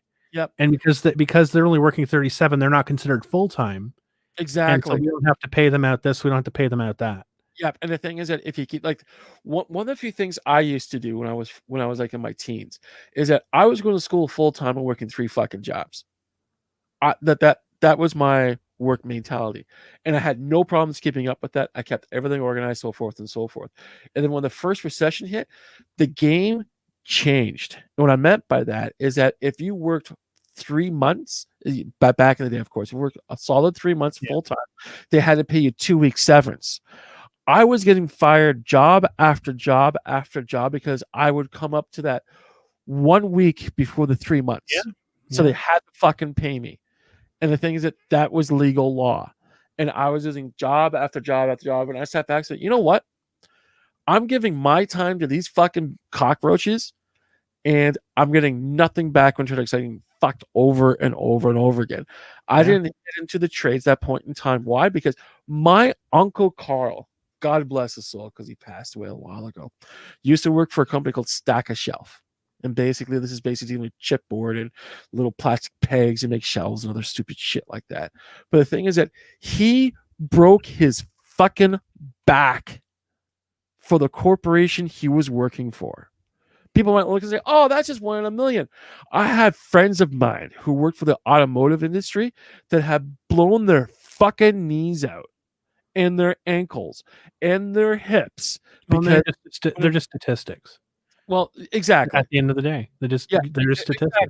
So based at that point in time, again, I'm hitting my late 20s, my late teens, early 20s, going, I have to monitor my own time and pursue what I need to pursue. And I did that. And at the end of it all, it's like, fuck, it's crazy, my friend. Absolutely crazy. Because now I look back at my other friends who spent 30 years working their little fucking job, the little pigeonhole fucking industry. And the thing is that they're fucked. Like, I'm ahead. You get to a point where you're so dependent on that particular job, you can't see anything else. You're so tunnel visioned. Yeah, and the thing is that even with my own trials and tribulations, my own setbacks, my own disciplines, my own disabilities that I have, so forth and so forth, I'm further ahead than my other friends are right now because they put their trust into a corporation and they're fucked. And to make things even worse, they're up to their nuts in fucking mortgage payments. They've got kids, they've got cars, they've got real responsibilities. And I predicted this a long time ago, going, I can't fucking maneuver in that particular industry. My dad managed to get ahead of the game because he's got a really good head on his shoulders. He's highly intelligent. I'm just not saying that because of he's my dad. And he got involved in the computer game. And the thing is that he made a lot of good fucking money. But even that's starting to dry up because not everyone's working from home. That's going off the fucking table. My biggest fucking light in the tunnel scenario was getting involved in the entertainment industry. Look what's happened. This is going to be an interesting thing. Yeah. Right? Because it's like just going to what Tom P says here. He says your advancement in a company depends on who you're willing to sleep with or who you're willing to backstab in the corporate sector. That's only there as long as they're in that fucking business for it. However, 6 months, you're fine. Here's the other part behind that. Yeah. That's been true for the past like 30, 40 years. Mm-hmm. However, now with everyone that the work has been shifting, like you said, to the home office. People have been doing all of their work from home. Yeah. When this pandemic stuff dries up, what's the point? Like people are finding that working from home, they're spending less on gas, they're spending less on food, they're spending less on car repairs, they're spending more time with their families, they're having a better quality of life. What's the point of going back to work? Well, that's the real question I've been tackling.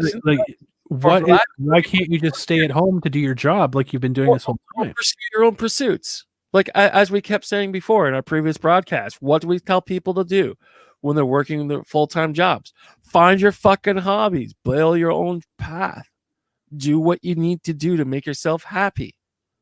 We talked about this constantly in a lot of broadcasts that we've had together, Crumb. Yeah. And the thing is that's coming full fruition. Plus, on top of that, it used to be back in the 80s and 90s. If you're working for a corporation that's making you work from home, that is so cheap, it's ridiculous. Yeah. Because here's also what's happening. Everything you outlined is perfect. Absolutely perfect. And you're absolutely correct in every deposition you just recently put on the table. But however, here comes the backlash behind that. Now the thing is that the corporation doesn't have to spend money on overhead. More money in their fucking pocket. And on top of that, you're using your fucking resources to make a company work now. Yeah. Using your computer, your internet, you're using your space in your home. As you may be home happy with your family, you have to subjugate yourself from your family now because you got to focus on your fucking job. And you can't if your kids are crawling all over you. Yeah. Like you need to have the separation between home and work. And a lot of corporations don't understand that anymore. Like as an example, doing that call center thing that you got going on right now. A lot of people are just sitting at home in front of their computer. I'm going to emphasize this. They're sitting at their home in front of their computer using their internet as a corporation goes, you know what? We don't have to pay you for that. And on top of that, we now make money from you. Like people should be charging their fucking businesses. Here's the thing. Like at what point do people realize that if they could do that for a company, they could do that for themselves? Exactly. And it's going to come down to that fucking point too, isn't it? Thank God. Like why can't they just get paid to do that themselves then? Like my one of the few things I could say about my family, besides, we have our own family problems, is that I come from a family of entrepreneurs. We know how tough it is to get through with it. But at the end of the day, it's our time and our decisions that we move forward with. Yeah. Other people should be fucking doing that. Well, and like Randy Scribner Jr. is saying, like some workplaces will put you on salary and then demand much work for you. Yeah, exactly. Like when I used to work at the call center, I was on salary. And I was when I was a manager. Fuck, that's horrible. I was expected to put in 50 hours of work a week. Yep. And get paid for 40. Yeah. I was going to say plus 10 hours. Yeah, exactly. And the thing is, before my mom retired, she was working for a retirement home and she was on salary. She was pumping in 124 hours a week to make things work. And she was on salary. I looked at my dear mom and going, what the fuck are you doing, Mom? She went, what? I'm going, you're putting in 100+ hours per week. How long can you do this for? Well, I have to get the job done. And I looked her straight and said, Mom, that's the worst mentality to have move forward with. You need to have your own path. You need your own thing. And she if did. you're going to be doing that much work, you should be doing it for something that you have control over. Yeah, exactly. And the thing is, she didn't because she was caught in the whole work mentality. Well, what's this down here? So Ragnarok Knight, I mean, Jesus Christ, currently work in the auto industry. 95 years in, had a drill pierce my skull, and my right thumb stabbed by an ice pick. Fuck, I'm sorry, bud. Jones. I had a friend of mine. His name was Graham. He was a really, really nice guy. And it was something like, go ahead. Go with your story. Highly intelligent, very smart, very creative. Got involved in the automotive industry. He literally blew his fucking knee out. Mm-hmm. Just like my point behind this, is if you are willing to, if you're not willing, if all you want to do is just go into work, coast, do the bare minimum, get paid, collect your benefits, and go home, get a job for a company, get a job for a corporation, go for it. But if you're willing to put your blood on the line, break your body, have things like, if you're willing to do that, then what the hell is stopping you from going out and starting your own? Oh, that's the funny part. That's what I did this year, and you know that, Crumb. You did that too. It was if you're willing to put your body on the line, if you're willing to lose limbs, if you're willing to lose vision, if you're willing to lose feeling, why not do that for something that you at the end of the day can say, this is mine and I have built this? Because if you do that for a company, I can tell you at the end of the day, they're gonna be like, well, thank you for your time, here's your paycheck, get out. You know what Vince McMahon says? Chewed up bubblegum. I chewed you up and I spit you out, and the thing is, you were dumb enough to fall for it. Thanks for coming out, chum. So I mean, at the end of the day, that's what I say. If you're going to be putting in that much effort, if you're going to be doing that, may as well be doing it for something for at the end of the day, you can look in the mirror and said, I built this, I've made this, I've slaved for it, I've died for it. And it started mine and it finished mine. And the funny thing is that one of the few things people don't quite realize is there's no such thing as fail. The only time you fail is when you just don't do it. That's it. Mm-hmm. Yeah. I don't know. I really, and I know that there's a lot of people out there. It's a big undertaking. It's scary. It's like people don't know what to do. People like just taking the direction. And the thing is, when it comes down to it, it's not getting better. It's getting worse. Like there's people who are now paying their employees by credit versus a check at the end of the month thing. And the thing is, people don't realize once you get that card and you're working for a shady company, if that company goes out of business, all that money is attached to it is also gone as well. Mm-hmm. It's like, well, and James Andrew Morrison saying, I prefer to work a set amount of hours for a set amount of pay. You work, you work to live. Everyone who owns their own business lives to work. Not necessarily. I would say that I would say some people, a majority of people who run their own business, absolutely, they're super duper workaholics. But I'm saying, like Nick has said a million times, you have to find something that you enjoy doing that doesn't feel like work. Passion. If you find your passion and you work for it, I'm never going to not be working, right? I'm never going to not have a job, even if I get super huge on Twitch or YouTube or whatever else, and I'm big status, I'm gonna have a job because it's just something to do. It's whatever else. The bottom line is, it's you can have something to supplement your dreams.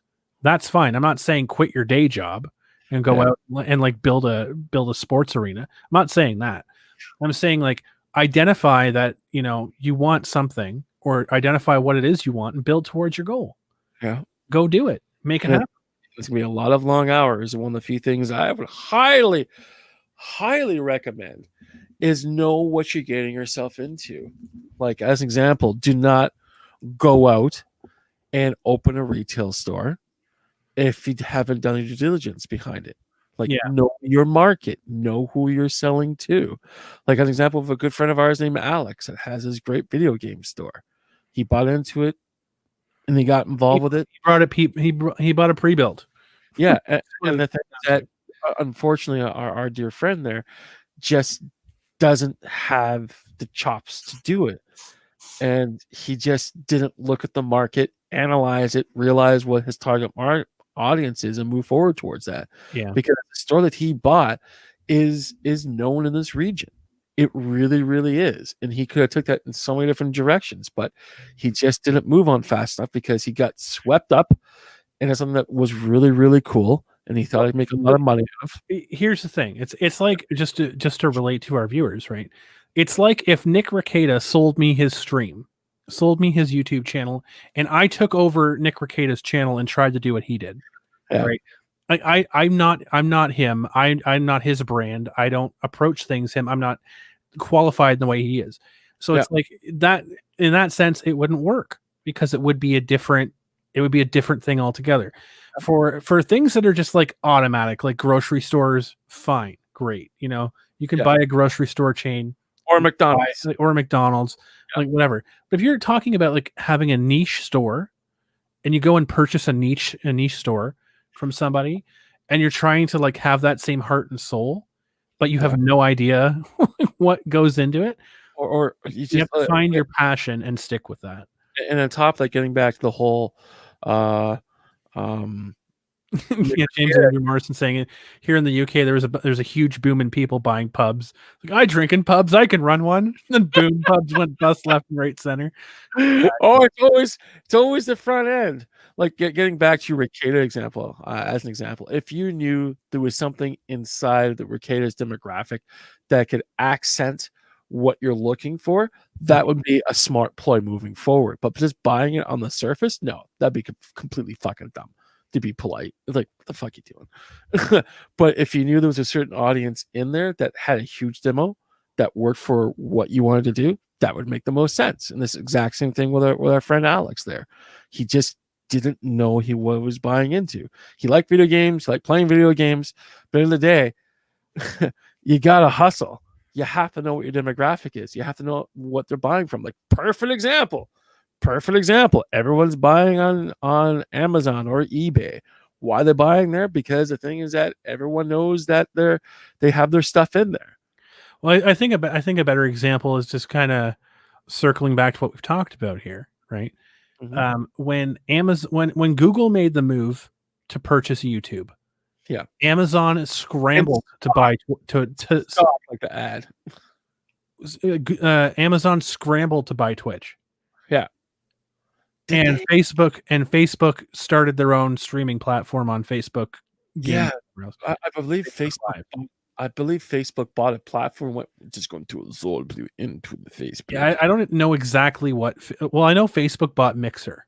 Yeah, recently. Yeah, but when all that stuff happened, it's like, well, it's the weird thing that we saw in the Canadian banking system over the past 15 years. Oh gosh, right? Yeah. So, unique thing for Canadian banks, for people who don't know this, you cannot be considered a bank in Canada unless you have a brick and mortar location in Canada and you started in Canada. Yeah. So you cannot be considered a tier 1 bank in Canada unless you have a physical location in Canada. So things like ING Direct, things like Tangerine, etc., though PC Financial, etc. Those things, like Ally Canada, when that was a thing, they didn't have physical locations because they were just online banks. They were just like mobile, roaming around banks. So they were never considered banks. They were considered financial institutions. And so when the big thing, so this is what kind of kicked everything off. It starts with one, and you see it as a domino effect go across the thing. Yeah. So it started out, I believe, with Scotiabank buying ING. Yeah. Scotiabank bought ING Direct and turned it into Tangerine because they weren't allowed to keep the name. And then after ING was purchased, then PC Financial was purchased by CIBC. Yeah. And then after CIBC purchased PC Financial, Ally Canada was purchased by RBC. Yeah.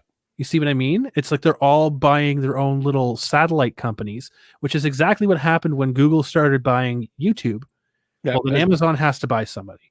Oh, and then Facebook has to buy somebody. Yeah. So it happens. Like they buy these little satellite things because they're like, oh, well, we kind of need that. I guess we need that to be competitive. So we're just going to go and scramble and buy something. We're going to absorb their actual membership. We're going to take their programming. We're going to do this. We're going to do that. So well, that's what happened with Royal Bank and Ally Canada. Like within 6 months, like Ally Canada was a thing. It's Ally Bank in the U.S. And I know some people may or may not know what Ally Bank is, but Ally Bank in the U.S. had a branch in Canada. Yes. after RBC purchased Ally Canada, they're like, oh, we're going to keep the accounts, we're going to do all this and blah blah blah blah blah blah blah blah blah. It's great. It's 6 months they folded it all into RBC and closed Ally Canada. Yeah, and I believe people that had credit card debt got it free or something like that type of thing. No, they didn't have credit cards with Ally. Yeah, there was a company that did that though, which is absolutely hilarious. It was the one true windfall that took place, which was funny. But anyways, that might be something completely different, but that was not with those. Okay. Gotcha. But yeah, it might have been with like ING. I don't know, but yeah. So there was that situation. So it's like, as far as I'm aware, Tangerine's still around. PC Financial's still around mostly. I think they changed. Yeah, they have. Because I think that they absorbed Shoppers Drug Mart. And there as well. Yeah, that explains why Shoppers Drug Mart is so freaking expensive these days for like everything. Like Shoppers had their Optimum thing, and I think they switched to be part of that. What the fuck's it called? Like that family of stores, the Zayres family of stores. Yeah, no, that PC Financial now. Yeah, that whole scenario is just interesting. Yeah, where it'll end up the next few years, if you know what I mean. Yeah, it's so strange. As the grocery stores start buying up everything because they can. So it's really interesting because it's like, and when you get these things that all amalgamate, of course you get the dirty laundry with that as well. You get like all the problem people that get shuffled in, and then they all bring in their friends, and then we start seeing things left and right as the rot starts to come out. Yeah, and we get involved in idea politics and everything else like that. And it's like, what are we doing? What's going on here? My goodness, it's going to get a lot worse before it gets any better. Well, I think it's going to get better. Movie Bob got his contract terminated with The Escapist. I don't know if you heard of that. No, what's going on with that? Well, Movie Bob is a notoriously like super feminism SJW guy. Okay. And the Escapist came out recently and stated publicly that they were not renewing his contract. Oh, interesting. So I think, and with the SJW in what's the name, Guild Wars getting turfed, I think we're going to start seeing these people start cutting ties with diversity hires and things that aren't making the money anymore. Yeah, well, the thing is that it's going to have to come back down to that, isn't it? Is it making the money? No. Why isn't it? Well, because people hate us. Why do we run this aspect? Because we wanted free advertising from the internet? Bad idea. We need to make money 3 times as much now. I think that new Flash character might be the last one that gets pushed. Well, DC is so... Oh, God. You saw that new one, right? Yeah, that kid needs to go. That young adult needs to go on a fat kid diet immediately. Goodness. Yeah, the disabled black woman. That's the new Flash. I think that's gonna be the last character that they push. And if that does not work, if that flops, I think we're gonna see a lot of blue heads rolling. It's already flopped because, as we talked about before on this broadcast here, DC lost over 600 jobs. Yeah. Now what's going on is 18. He's going, do we really need to have an office for Detective Comics in New York? Yeah. You guys have been there for the last 60 years. Let's look at the bottom line. Oh, it's nothing but red fucking ink. Huh. Well, now it's like, well, all we have to do is, if I'm DC Comics, is like, all right, well, we have a bunch of people in here that do nothing but screech about their rights. All we have to do is just fire everybody and then individually contract people from Tumblr. Well, I personally think it's going to take a step further than that. I'm going to just put on my business hat here. It's like, you know what? How much money we're spending on our DC division?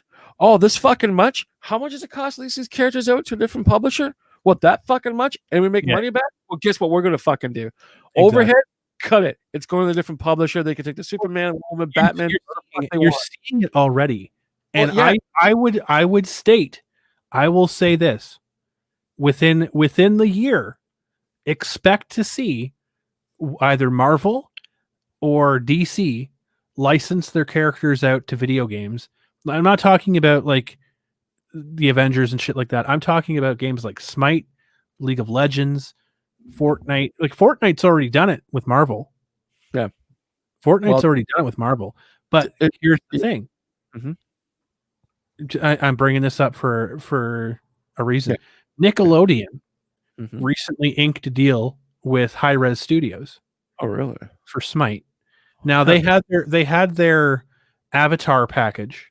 Mm-hmm. So Avatar: The Last Airbender and Legend of Korra, they had skin packs that were released in a battle pass type of thing for Smite. So they had like Aang, they had Korra, they had all the kids and shit. Yeah, they had a few characters have skins in the game. All right, so cool. They had voice packs, whatever else. The next big one that came out, you know what it was, or that's coming out? I've got no idea. Teenage Mutant Ninja Turtles. Ooh. They're bringing the Teenage Mutant Ninja Turtles as skins into Smite.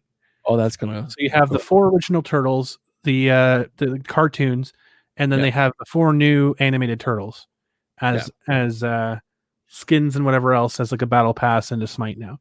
Yeah. So we're gonna see. I think this is the route that things are gonna go. Yeah. We're probably gonna see either DC reaching out to studios like High Res or other studios because Marvel's already in bed with Riot Games. Yeah, we're gonna see DC reaching out. I think licensing out their characters because like DC did it with NetherRealm Studios. Yeah, they did it with Mortal Kombat. Yeah, and they came out with their own DC fighting game after that. Yeah, and they did that. Yeah, so like, I think we're going to see that go a little bit further, and I think we're going to see the comic books taper down a bit. It's quite possible. The only thing I could possibly look at is that again we've got 2 very thirsty corporations, AT&T and Disney. Oh yeah, they got to pay money. They got to pay somewhere. Exactly, and at the same time here, I heard that Disney is doubling down on the social justice warrior stuff, which means they're going to lose more fucking money. Yeah. I see the only winner being AT&T because they're involved in communication versus entertainment.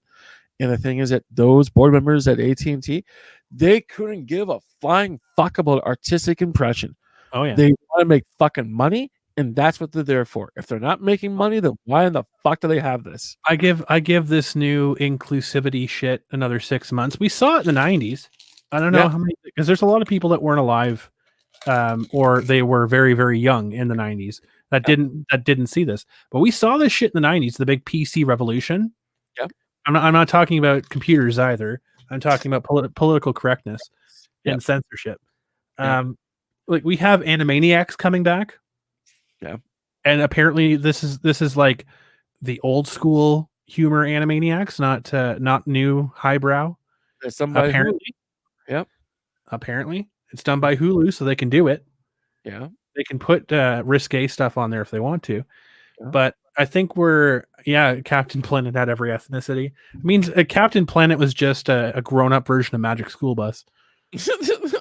yes, all the kids. And the Junior J's, yeah. It's a great meme. That's all that ended up at the end of the day. Yeah. Yeah. But no, you're absolutely correct with that. And it's just the thing is that the game is changing, but no one knows what's going to change into. That's going to be the interesting part, especially in the next couple of years. Because again, like as much as I like talking about this, and I apologize for talking your ear off, the box office is in a fucking mess. They're not getting the bailouts. Hollywood looked at the movie theater and said, you know what? Go fuck yourselves. Movie theater's going, well, you just chopped off your nose to spite your face. I hope you enjoy yourselves. Bye-bye. And now it's easy. Just look behind. We just finished the 80s again for the second time, about 5-6 years ago. Yep. We entered into the 90s again. Yeah. And we're getting back into the political correctness battle of the 90s. What happened after that? Well, we had a massive world scare with Y2K. Yep. And then we realized, oh god, technological revolution. Yep. So now we're having this big scare with the pandemic, and after this pandemic is over, it's going to usher in the next like silver age, I would say, not a golden age, because the 90s was a golden age. Yeah, my opinion. The 2000s were great. I mean, we had like NSYNC and all that other shit, and it was good times for a lot of people. But I think that's what we're going to be heading into next. We're going to be heading into another fairly decent situation, but we have to shake off this PC bullshit of like everyone being afraid of each other and afraid to say anything. At the same time, unlike the 80s and the 90s, this shit is everywhere. It's affected everything. Like we're talking like sports, comic books, TV shows, movies. And the thing is that the people who live in a little fucking hyperactive protective bubble don't really realize this. Why? Because they're completely divorced from what people are working with. Like a lot of these Hollywood type people are now looking at the real aspect of getting a shit job because they can't afford anything else. Yeah. And it's like only the super duper elite can be able to weather this. And these are the people that have been involved in the industry and have the dividends and their paperwork lined up for the last 30 fucking years. Well, I think what we're seeing is we're pushing more to a virtual community. We're pushing more to an augmented reality where things are going to be served up like in front of our faces. We'll walk down the street. We're going to have like the virtual reality terminals, things like that. We're going to have stuff just like, whatever else. But this is also tying in. This is where it gets dangerous. Yeah. It's getting tied into social media. Yeah. It's getting tied into social media presence, like online presence. Big business too. And that stuff. So I think the model that we're seeing in China, we are turning into Wall-E. Exactly. The stuff that we're seeing in China where it's like, well, your social score is not high enough to get on the bus. I mean, you have to apologize to the country. We're not too far away from that. Well, no, that's going to be the thing. Right now, as we talked about before with Ricada, like there's a civil war that's coming.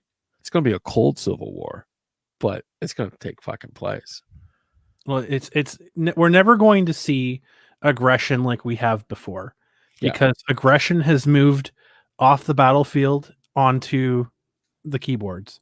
Yeah, that's just the way it is, because it is far easier to destroy somebody at the stroke of a keyboard than it is to like go to someone's house and burn it down. Yeah, because there is zero repercussions right now for going on and destroying swaths of people online. Yeah, rather than picking up a gun, going and shooting up a place, because at least people would know your face. Online, people don't know who you are. Yeah, especially if you hide yourself properly. There's that. There's a lot of people who do that.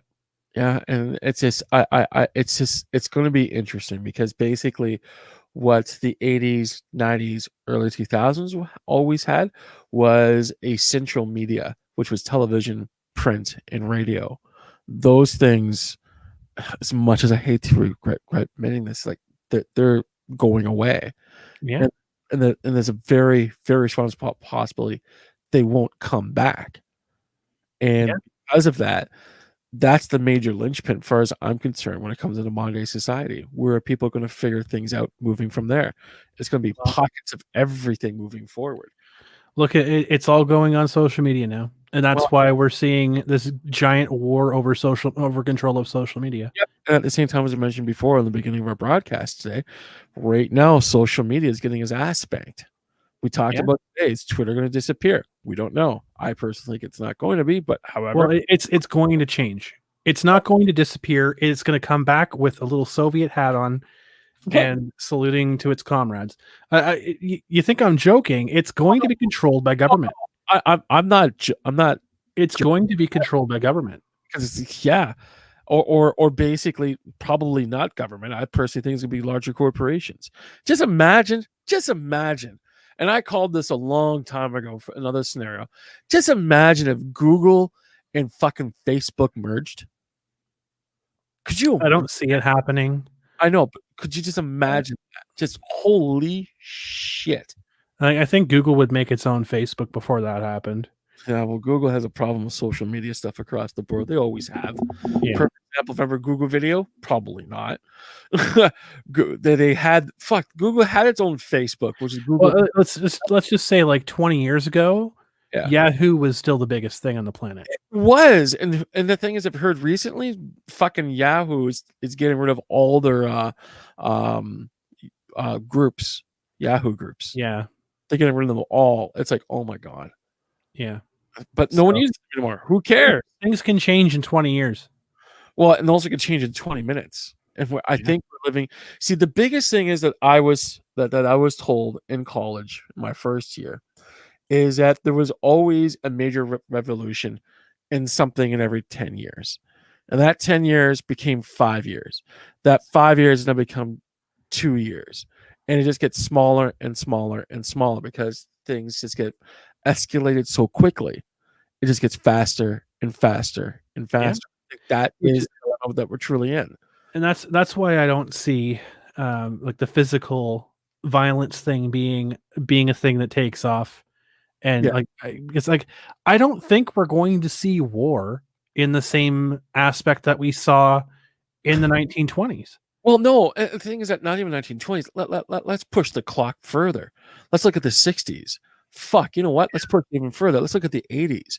There's technology that's currently in the public domain that the general public doesn't even fucking know about.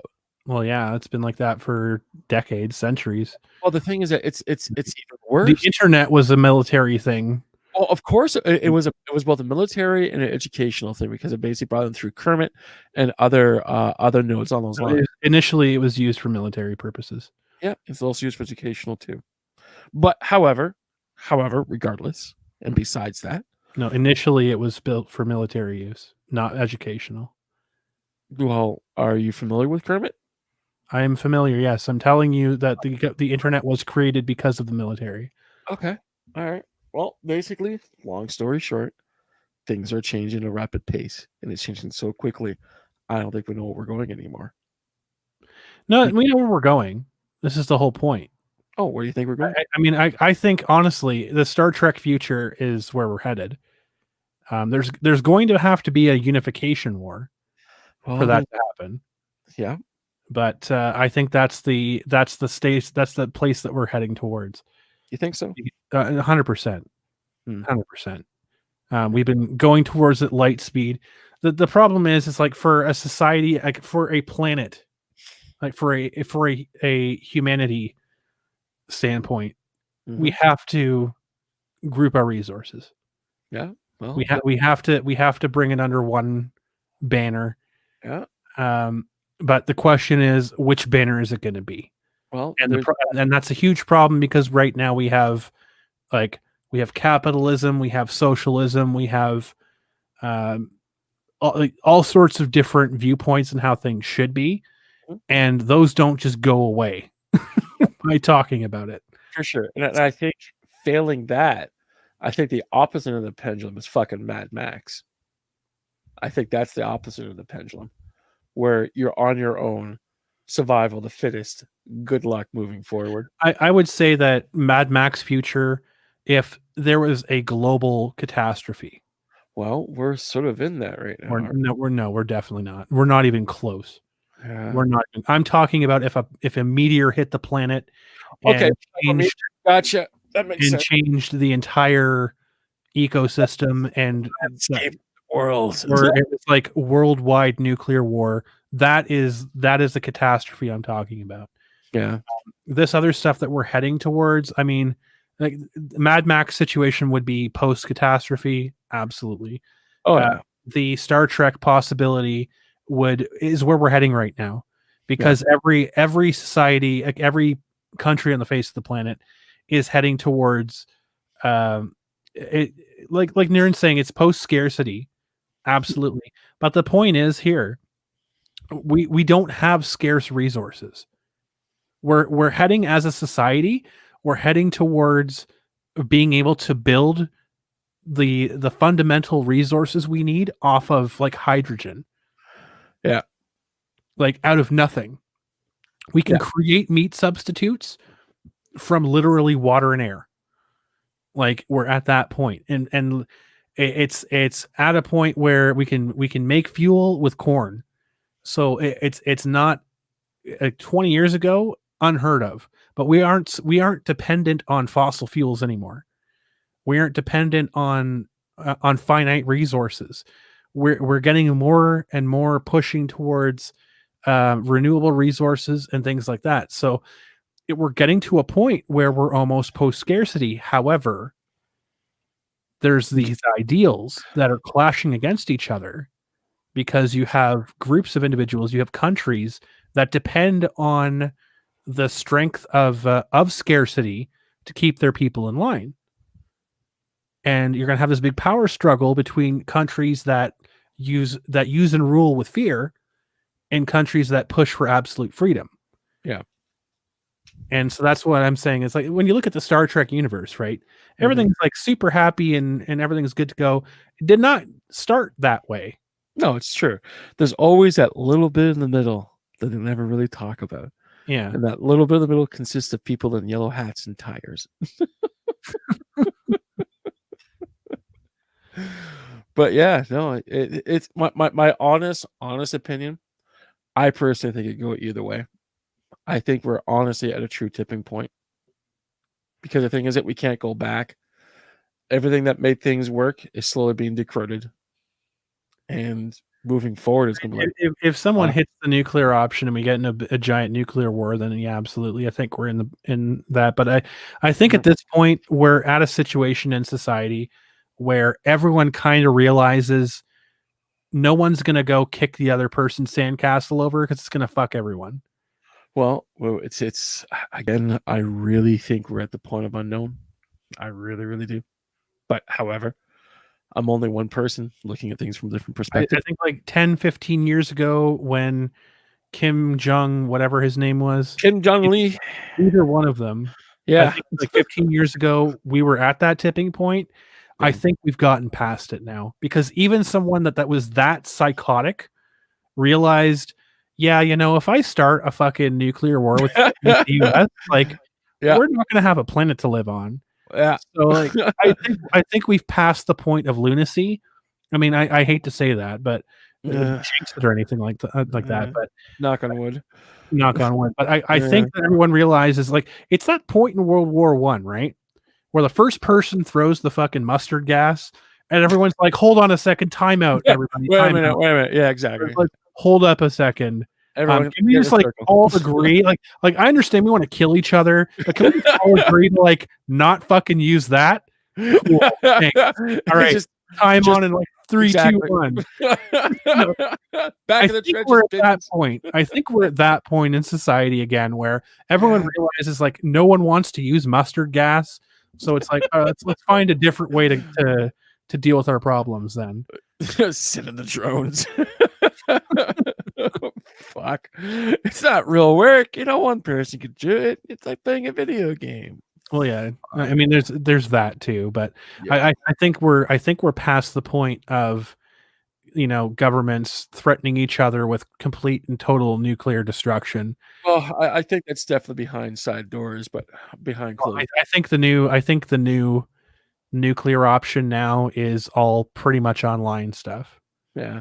Well, again, I personally think that we're just really in the unknown. We don't know what's going to happen.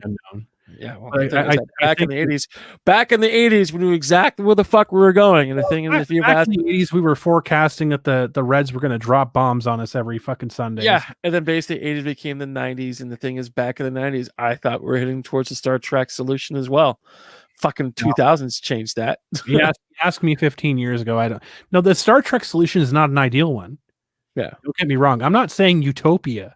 Yeah, I'm saying there is a very black mark on history before the utopia started. Oh, yep. There are a lot of people very dark. It's like, okay, everyone, can we agree that the world should be run this way? And then people are like, well, I don't know about that. And then let's talk. Yeah, they get their heads blown off publicly in front of everyone. And it's like, anybody else object? And like 3 or 4 more hands go up and they get their heads blown off. It's like that episode from anyone else? Like that episode from Come on. Exactly. Anybody remember The Way Home? I do. Anybody else? Come on. Now everyone get over the back of the truck. So I think it's going to get to a point where it's like pretty much 60% of the world's population is going to be like, all right, guys, look. All right, family. Can we just agree this is the best way to live? And then you're going to have like 20 or 30% be like, oh, I don't know about that. And then they get put to the, either they get blasted off, they get blasted off to Mars, or they get their heads blasted off. Like one of the two. That'd be awesome. You could go to Mars, but I don't want to go. You're going to fucking Mars. So I think we're going to be. I think we are still going to have a dark patch of history before the premiere of civilization. But again, I don't think it's going to be complete pandemonium. And you know, the only thing that we can do is just keep control of ourselves and just remember to laugh at things. I'm sure that we're just going to be minerals in the ground by the time that happens. So, oh, good Lord. Don't worry about that. This area over here is very creme-like. This is where all the happy minerals are. Over here is the more hopscape of things. Red Dawn, exactly. Oh, good Lord. Exactly. So it's one of those things. It's just a question of like in 300 or 400 years, like who's the best solution? Fuck. 300 to 400 years. I'm looking at a 5-year time jump. No. Fuck, 300 to 400 years. Yeah, we're looking at the world's pretty much going to be the same for the next like 50, 60 years. We might see a few things happen. We're not going to get our cyberpunk future in our lifetime, unfortunately. I know that really disappoints me. I was hoping for maybe a little dash of Shadowrun off to the side. Yeah, but yeah, they pushed that goalpost back to fucking 77. Yeah, exactly. It's like, are you fucking kidding me? I mean, it's we're here. I think it's like for the people that are here right now, like we just live our lives. We just do the best that we can. Try to push positivity for everyone around us, and it's kick out the fucking legs from negative garbage people. Yeah, pretty much. That's pretty much all you got to do. Good news for today. Trump signs the bill to make National Suicide Helpline 988 in 2022. What does that mean? I guess it's like a 911 number, but it's 988. Okay. That's pretty cool. It's a 10-digit number that's harder to remember currently. So yeah, National Suicide Hotline will be 988. That's pretty cool. That is cool. Yeah, I like that. When can we just leave the planet because there's no intelligent life? Well, careful with that. That might be happening soon. I mean, Musk might be heading out to Mars. I'm fully 100% supporting of sending Elon Musk in the first rocket to Mars. Yes. Just take every fucking problem individual on the face of the planet. Be like, you know what? You can be the first settlement on Mars. Go for it. There it is. Because you are not coming back. You ever seen the anime called Armitage the Third? Yeah. Yes. Let's send a bunch of Martians over there. There we go. Let's protoform the planet. And their sacrifices will make a new dawn. We'll build biodomes on the craters that they leave. Exactly. A bit meathead in the darn, there was no landing gear on the ones that we sent. Oh geez. Damn. God. Forgot about that. Sorry. We apologized. We did. But now we got craters we can live in. Put domes over it. Exactly. Make the first mega city. It's just been called. What's his name? Oh God. I am the law. Judge Dredd. Judge Dredd. Yeah. Mega domes. Judge Dredd. Justice. Perfect. And they unlock the giant engine that's been in Mars the entire time, and they just like fly it back over Earth. There's no air on Mars. Good Lord. Oh, Prison ships, exactly. That's what we need. what's that? We need prison ships. Prison ships. Oh, good Lord. We want to put all the convicts on a ship. No, send them to Mars. After all, once with Australia. You just beat me to about 30 seconds. Honestly, Look at Australia. Look at Australia. All that did was get us. All that did was get us Liam Gray. Well, Australia's a great template to look at for terraforming chunks of fucking area surrounded by seas and stuff like that. Penal colony. There we go. Exactly. Ship them to Mars. Let them run around there. Now, I would say if we're gonna be shipping people off in prison ships, like send them to fucking like Neptune or Pluto. So there's no goddamn chance they could come back. No, they're done and done. If we ship them to Mars, there's like a pretty good chance that within like a couple 100 years, they're gonna build like a fucking giant rocket on it, and they're gonna come right back. So no, we got to put them in like a spot where there's guaranteed they are not coming back. Guaranteed. They're not coming back. Gosh. Yeah, off to the sun. Well, that's a perfect spot. That's a little hot. Right into the sun. Saturn's a good place for that. Put them behind the actual all the planets. Yeah, right around the ring there, behind all the asteroids and stuff like that. Yeah, center of the asteroid belt. Yeah, exactly. Let them mine ore for the rest of their lives. Just make sure. Just constantly have Aerosmith playing on repeat on the rocket. Oh, good Lord. It's great for the first couple of years, but after a while I go, that's it. It is go time. My goodness. Well, I don't know, thoughts, Mr. Hop, on this topic for today. Well, we're now living in interesting times. It'd be interesting to see how this all wraps up nicely. We'll see exactly what takes place in a couple of years, or November, whatever comes first. Hopefully people just learn to giggle, be positive. I hope people can just learn to have a fucking sense of humor again. Well, we're going to need that. You know what? On the way out, let's play the yellow hat thing. I mean, I guess so. I got to pull it up again. Awesome. Well, I would say, I caution people that they should probably avoid wearing a red shirt in the near future. Yeah, there's always that, isn't there? Just avoid doing that. Exchange it for a yellow hat. Just wear a yellow hat. There you go. Wear a yellow ribbon. And don't forget to buy tires just because you just want to. All right. I think that's very important. There we go. Get this shit up here full screen. So that is going to do it for us today. Yeah. This has been another Canuckleheads. So thank you guys so much. Yep. Thank you. And until next time, bye-bye. Loves ya.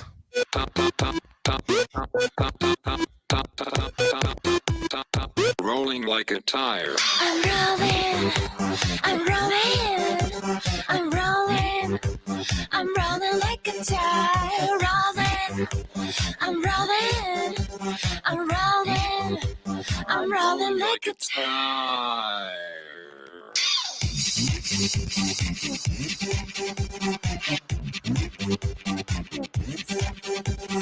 Take the yellow hat, take the yellow hat, take the yellow hat, hat, take the yellow hat, take the yellow hat, take the yellow hat, yellow hat, yellow hat. ダイヤがお得。取り付け丁寧。ダイヤ